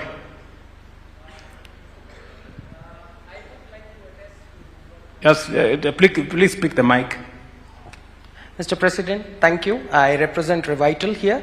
I would like to attest to what Dr. said. Yes, we have been getting local tenders and we are able to get that preference. However, mobilization of funds after the supplies is something what we are still chasing on. So Okay. one tick box checked, but the second one is still in the progress. And just to add to what my colleague said, just like our neighbors, they come up with policies like BUBU, like Buy Uganda, Build Uganda, wherein they are giving preferences to the local manufacturers by increasing some taxes for the imported medicines and products. We are also looking for support from you on that. We will go there. Yes. I will go there shortly. Sure. So I just wanted to confirm that we have moved our locally manufactured products in KEMSA from what it was to now you tell me 52% of your purchases are from local manufacturers. Yes, Your Excellency. I only have one problem with the manufacturers, which I'll take the opportunity. When we strictly label the advertisement to attract only local manufacturers, then they tend to hike the price because they know the international bidders are not in. So I plead with them, when they see it's restricted for local manufacturers, we are a commercial entity. So if they don't give us room for markup, we'll not be able to pay salaries. Minor, there is some homework for you and your team there. You know, we do not want you to shortchange us. You know, the moment we lock out your competitors who are international, you must not do a cartel business here and hike prices, you know, really. Because we really must be honest with ourselves, because this is public money that we are using, and we want to get value for money. So I think the issue raised by the CEO of KEMSA is an issue that you must address so that we can support local industry and still get value for money for the Kenyan people. We do not want to say, because it's a local manufacturer, then we pay more than, you know, is reasonable for us. That is one issue. But my instructions to KEMSA was that progressively we must get value for money, but we must support local manufacturers. You have raised a couple of issues. The first issue is we will do affirmative action. I want to confirm to you, we will do affirmative action on buying from local manufacturers. That is number one. And I want to encourage counties, when they too are buying, let us try and see how we can support local manufacturers. You have raised some issues on taxation. We did what Maina said. We removed some taxes, IDF, all the other taxes. You are telling us to go further and, you know, ring fence, because, you know, we do not want a situation where we are promoting local manufacture in one space and we are undermining another space. When we put duty on imported paper, it was because we also wanted to support local paper manufacturers. So we must also balance between manufacturers of local paper and the pharmaceutical industry who may want to use paper that is not locally manufactured.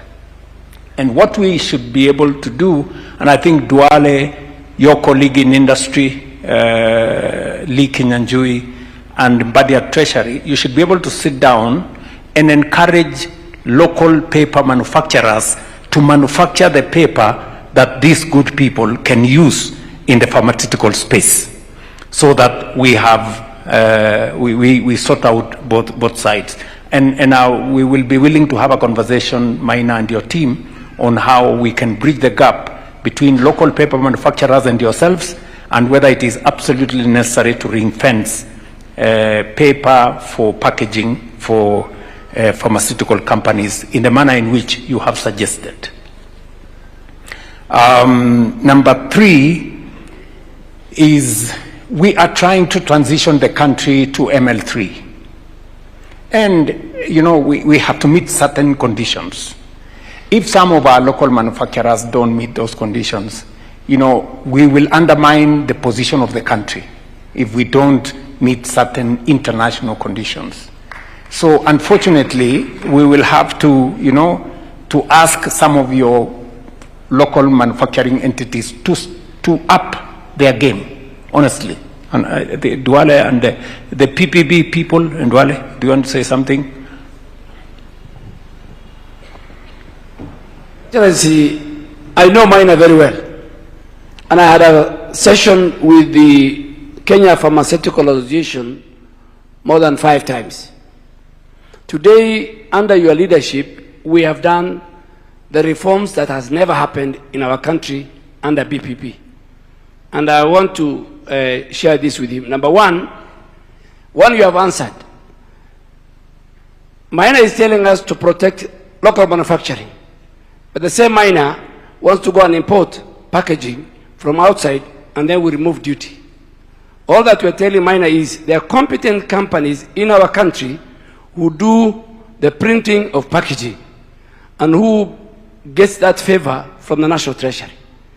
To Your Excellency, as we transit to ML3, which you have directed, I mean, Kenya is big, it has a big pharmaceutical base for the country and for the region. Kenya is about to attain ML3 by October this year. For us to do that, we have stopped all parallel importation. Because parallel importation was where a lot of fake and counterfeit medicine used to enter our country. In fact, 2,500 products have been removed from the system of Pharmacy and Poison Board to make sure that we, number one, for the safety of our citizens and the dignity of our patients, we must stop counterfeit and fake drugs. So 2,500, there are many people who are complaining. Number three, Your Excellency, and I think Miner must be be aware, is that for you to establish a pharmaceutical manufacturing firm in our country, all the equipment and machineries are of free duty. They have a huge, no any other country in our region gets that kind of tax incentives. All they need to do is to get a letter from the Ministry of Health to the Minister for Finance, and the Minister for Finance will write to KRA and they get all the incentives. And that is what we did in the last 4 years. Today there are more than 12 new manufacturing pharmaceutical companies now. Two, when you created the incentives that the local manufacturing preference be done by KEMSA, a lot of now Kenyan investors, working maybe with other foreign investors, are now establishing their farms in Kenya. So the reforms that we are undertaking, I know the one that he wants me to talk to the Minister for Trade, Minister for Finance. We are in engagement. But again, we must balance. The kind of incentives our pharmaceutical industry is gaining, Your Excellency, is so phenomenal that the element of the packaging, which is very important, all that the National Treasury is saying is that we have given that incentives, that tax incentive to locals, not that you bring it from outside. And I can confirm that Revital, under your direction, and all other companies, what the CEO is saying is true.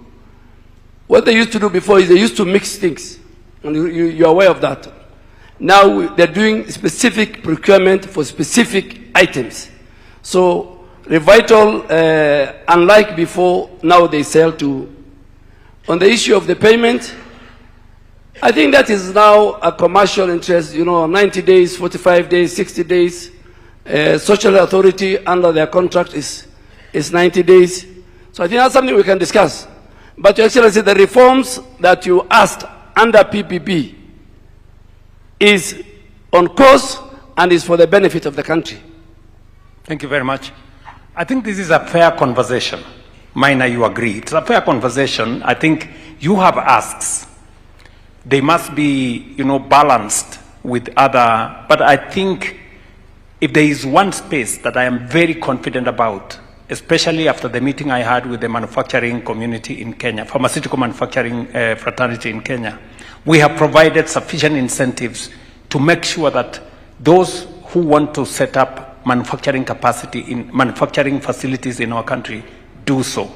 We have even extended, just for your knowledge, Miner, the special economic zone in Thika. We have said that special economic zone should be made available for manufacturers who want to benefit from incentives in a special economic zone space. Long-term investments and all the other things And we have already provided the first phase of infrastructure in Thika for that space. However, I think we still need to have a conversation about us being able to meet our financial obligation to these good people so that we don't undermine their business.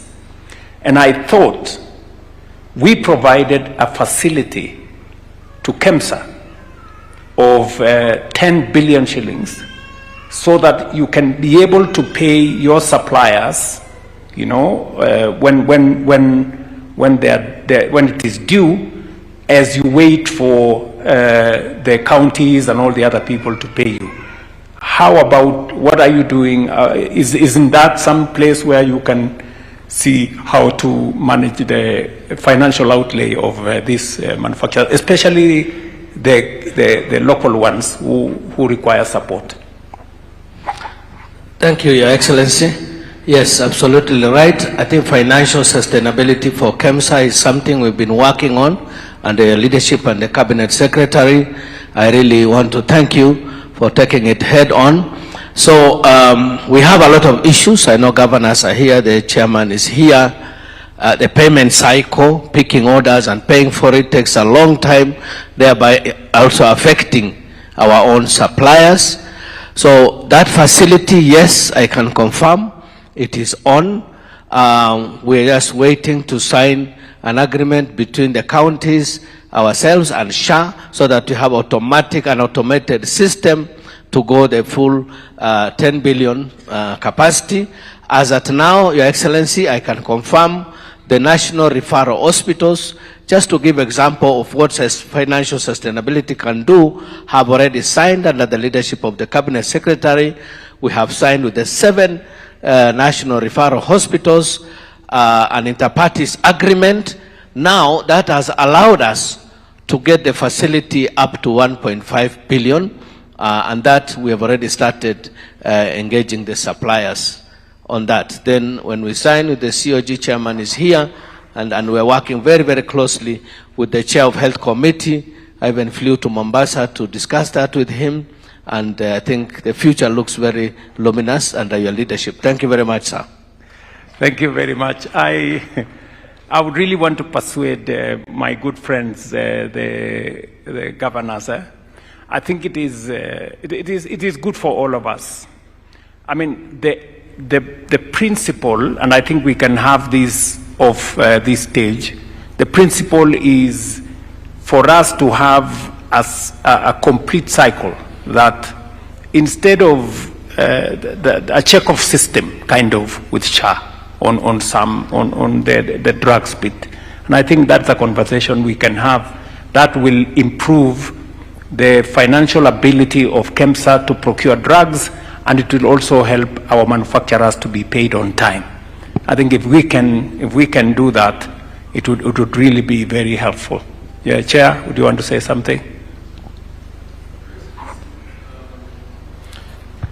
It will be good to have an age data of all the counties to see where they are, because as disbursement flow from Treasury improves, that should also,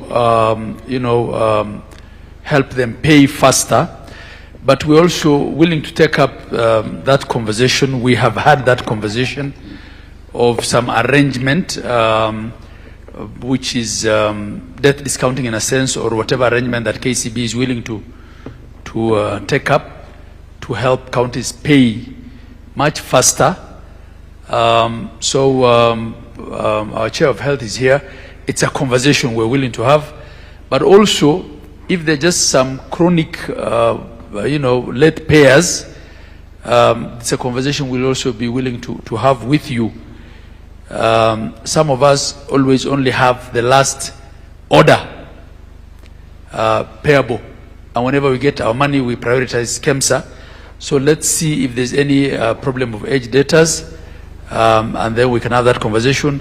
As for the KCB, it has to be county by county, but I can get an in principle approval for from the perspective of COG. Thank you. Chair, do you want to say something brief? Very brief. I don't know, we have run out of time. I think my good sister there will run into trouble. Your Excellency, it's true. I did meet with Dr. Wako, and I did present to the full council the various options.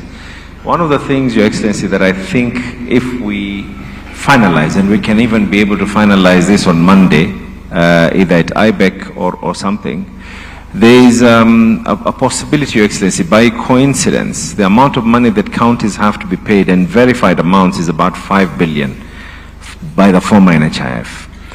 Which actually is another example to show that NHIF was not working, because 5 billion was actually due to be paid to counties. There's money that Treasury has already dispersed actually to SHA that was meant to be to pay for NHIF. The agreement that we are proposing is, instead of giving us that money, we do a debt swap. And an example is a county like Mombasa that has money to be paid but does not necessarily have money to pay to KEMSA. We'll do a drawdown mechanism. Same thing with Nairobi.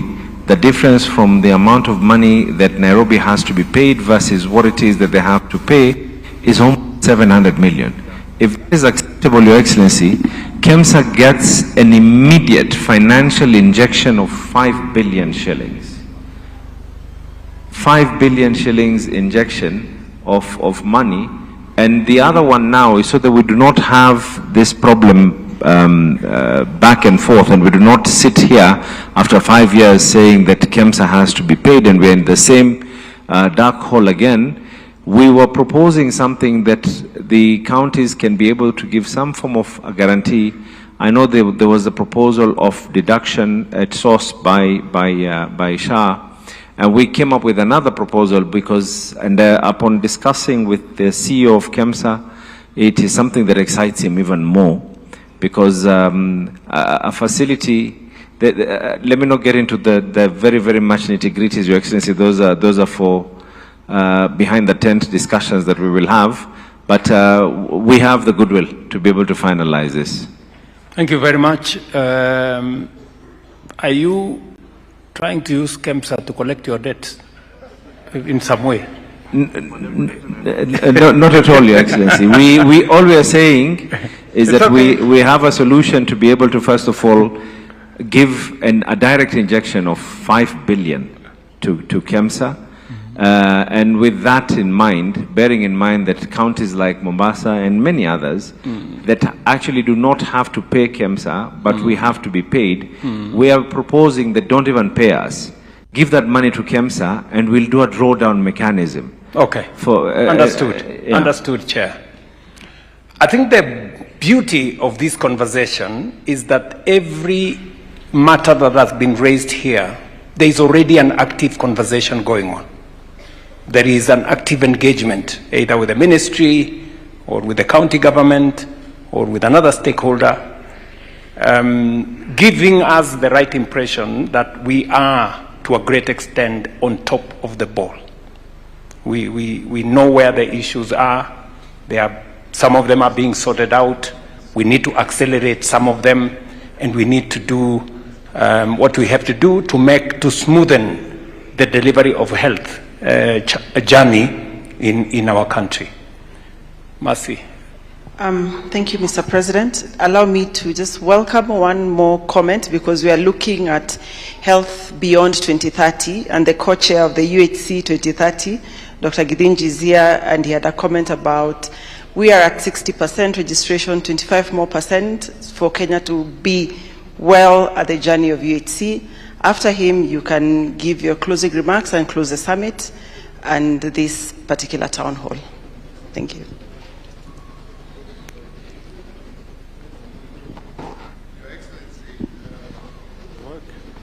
Yes, Your Excellency, thank you very much. I have been seated here yesterday for about 5 hours, today for 5 hours. I feel for you. I don't know how you're feeling, because you're the man in the center. And that's not easy. I travel around the world, a number of works across Africa. This kind of engagement at presidential level on health is very unique. We don't have it. So thank you very much. Thank you. Again, we don't have a lot to say, because we are, sisi ni mafundi huko ndani, we are working with your team here as AMREF very closely. So we are listening as well to just know what improvement is needed. But let me just make a few comments. Number one is that it is without doubt that we congratulate your government's very expansive reform for the health reforms that have been done. We don't often see such extensive reforms. We see one act after another, you know, small, but this government has taken the bull by the horns. And those reforms are not seen anywhere. I've not seen them anywhere in any other country in Africa, honestly. But we have worked with the other countries on one-on-one, but this is really expansive. Now, I want to believe that this conversation, as you said earlier yourself, is not about the next election. It's about the next generation. And because this conversation is about the next generation, then we need to think about this conversation beyond the Social Health Authority. We need to think about it that, for me, when I think about it, I reflect on the fact that there must be a reason why you did not call it Ruto Care. You call it Social Health Authority. Because you saw it beyond, you saw it as something for 2060. Just like we've had NHIA for 58 years, we see this as the thing that's going to hold us together for the next number of years and decades that come. In which case then, I tend to think that we should discuss it honestly. And we should actually, as Kenyans, and I'm really grateful that I've had a lot of conversation. By the way, I chair the board of management for Mbagathi, appointed by Governor Sakaja. So Shikuku, you pointed at me a bit, so I was a bit shy, but I will see you behind the tent, Taonana, over the X-ray. But this conversation needs to be very honest, and I think that's what you are inviting us to do. We need to be honest that this is not President Ruto's scheme. This is actually something owned by Kenyans. And therefore, if it's owned by Kenyans, then Kenyans must be honest to engage on it and say, this is how we must improve it, because this is what we have, and this is what we are going to have for the next, you know, so many years and decades and decades. And therefore, all those conversations that, and you have a team here that is completely able to solve those challenges that are being raised. So I don't want to make that the subject of the conversation. We know, of course, there are civil society members here who support the government. Is there anyone here from civil society? Just raise up your hand so that His Excellency can see how many we are. Civil society, that's a civil society group, Your Excellency, that is spending the days here with you. And we support the government, the county governments, the Ministry of Health, to ensure delivery of the government's projects that you have. Now, the key issue that we see here is that there is a danger. Health financing is actually very emotive, extremely emotive. And I know through the reforms you've had, it's been a very emotive discussion. But it kind of tends to bury the conversations around wellness.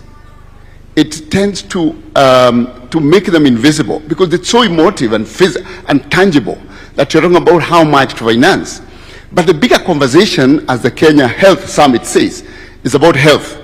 And I think that beyond just talking about health care and how to finance it, which is valid and what everyone else is talking about here, we, with your leadership, need to have a conversation about building health and wellness.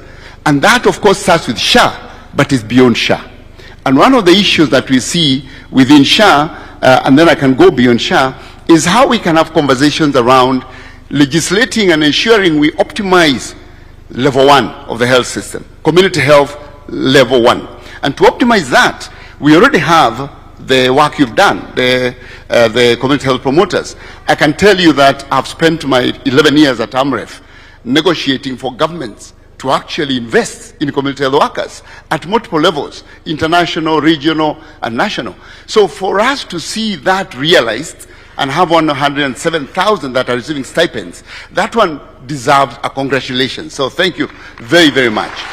And that, starting at that level, then we ask ourselves, how do we actually optimize this investment entirely to build health? Health means that we identify diseases early, but we also build lifestyle change within the communities using the level 1 so that we avoid the dialysis, so that we avoid the ICU care. Because I can tell you, and I know you know these numbers, that Kenya, at best recovery at 15%, will not get more than $100 of public financing per person per year. Not more than 10,000. That already what we are doing is very, very good ahead of other countries. Well, we haven't achieved 15%, but we can see we are moving towards there.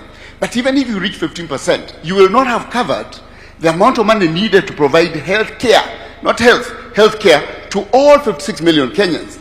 Whereas developed countries are spending $4,000, $10,000 per year. We are spending 50.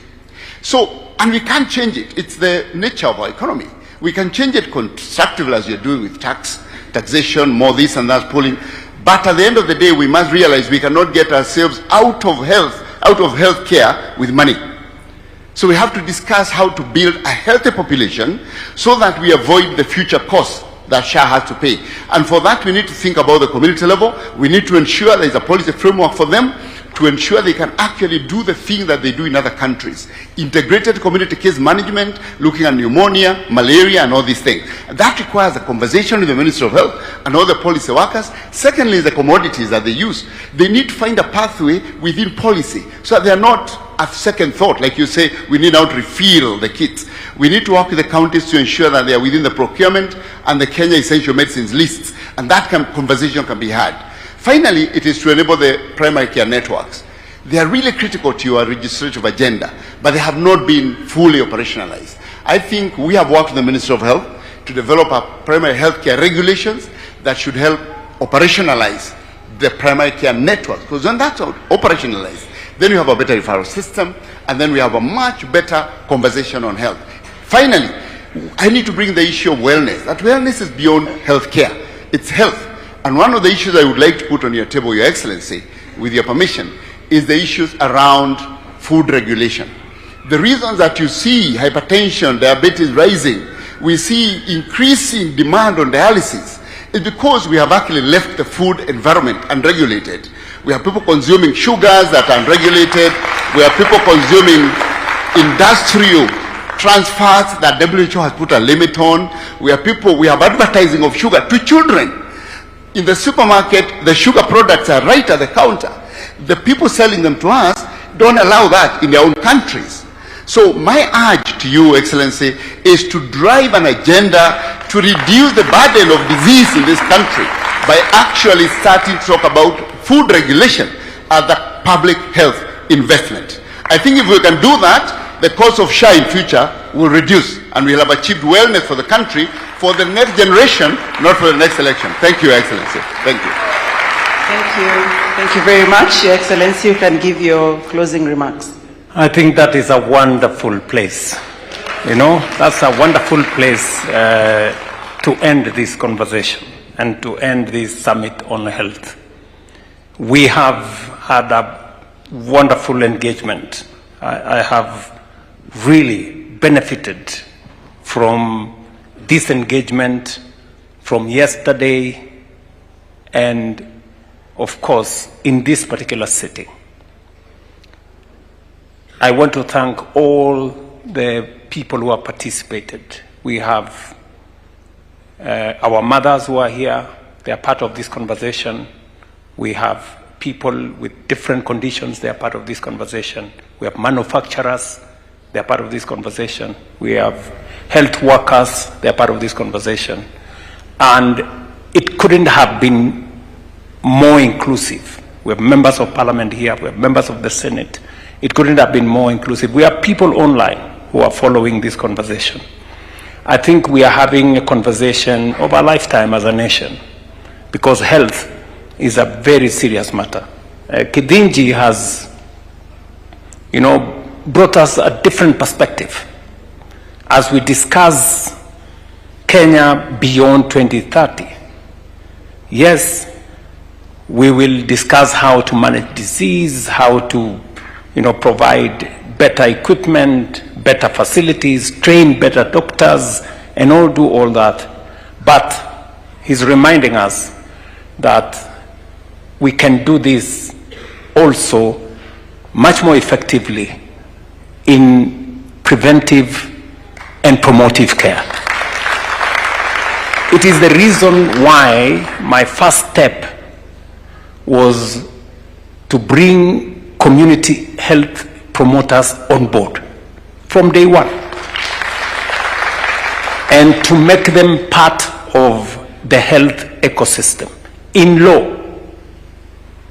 So today our community health promoters are part and parcel of our health equation.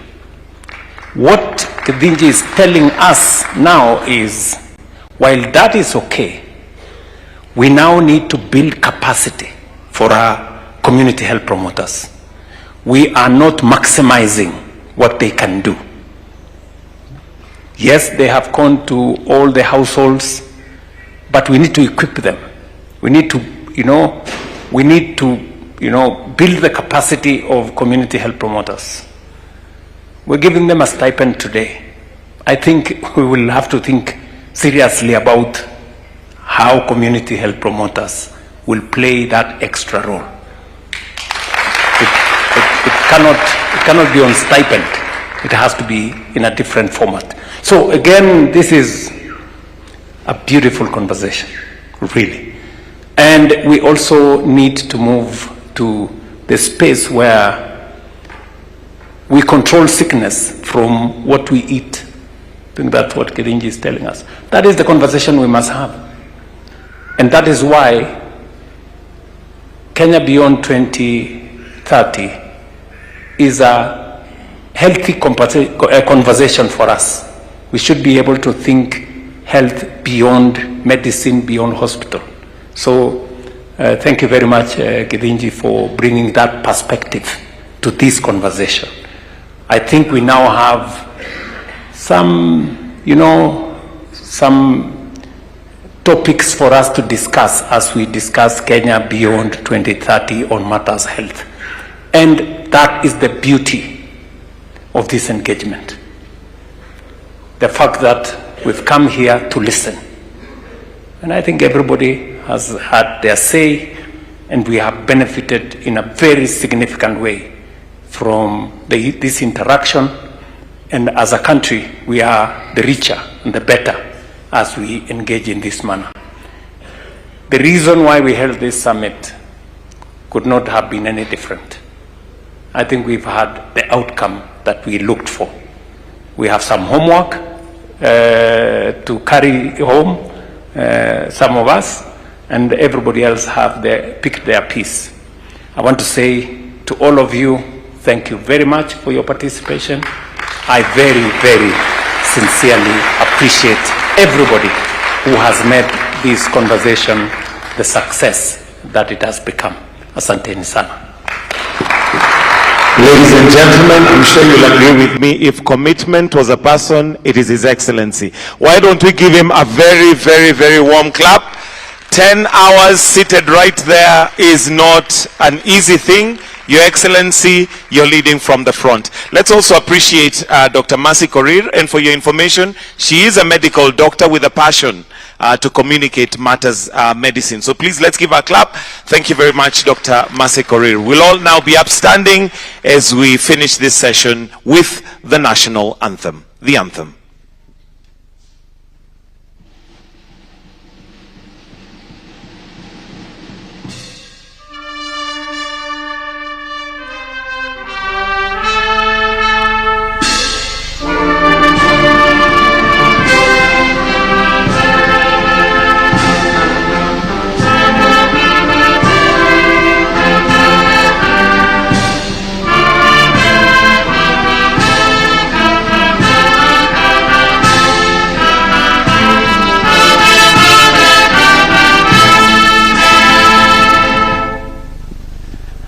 We'll allow His Excellency to exit, but maybe a quick photo with Dr. Mercy before he exits. And then after that, kindly let's hold our positions as we get ourselves ready to allow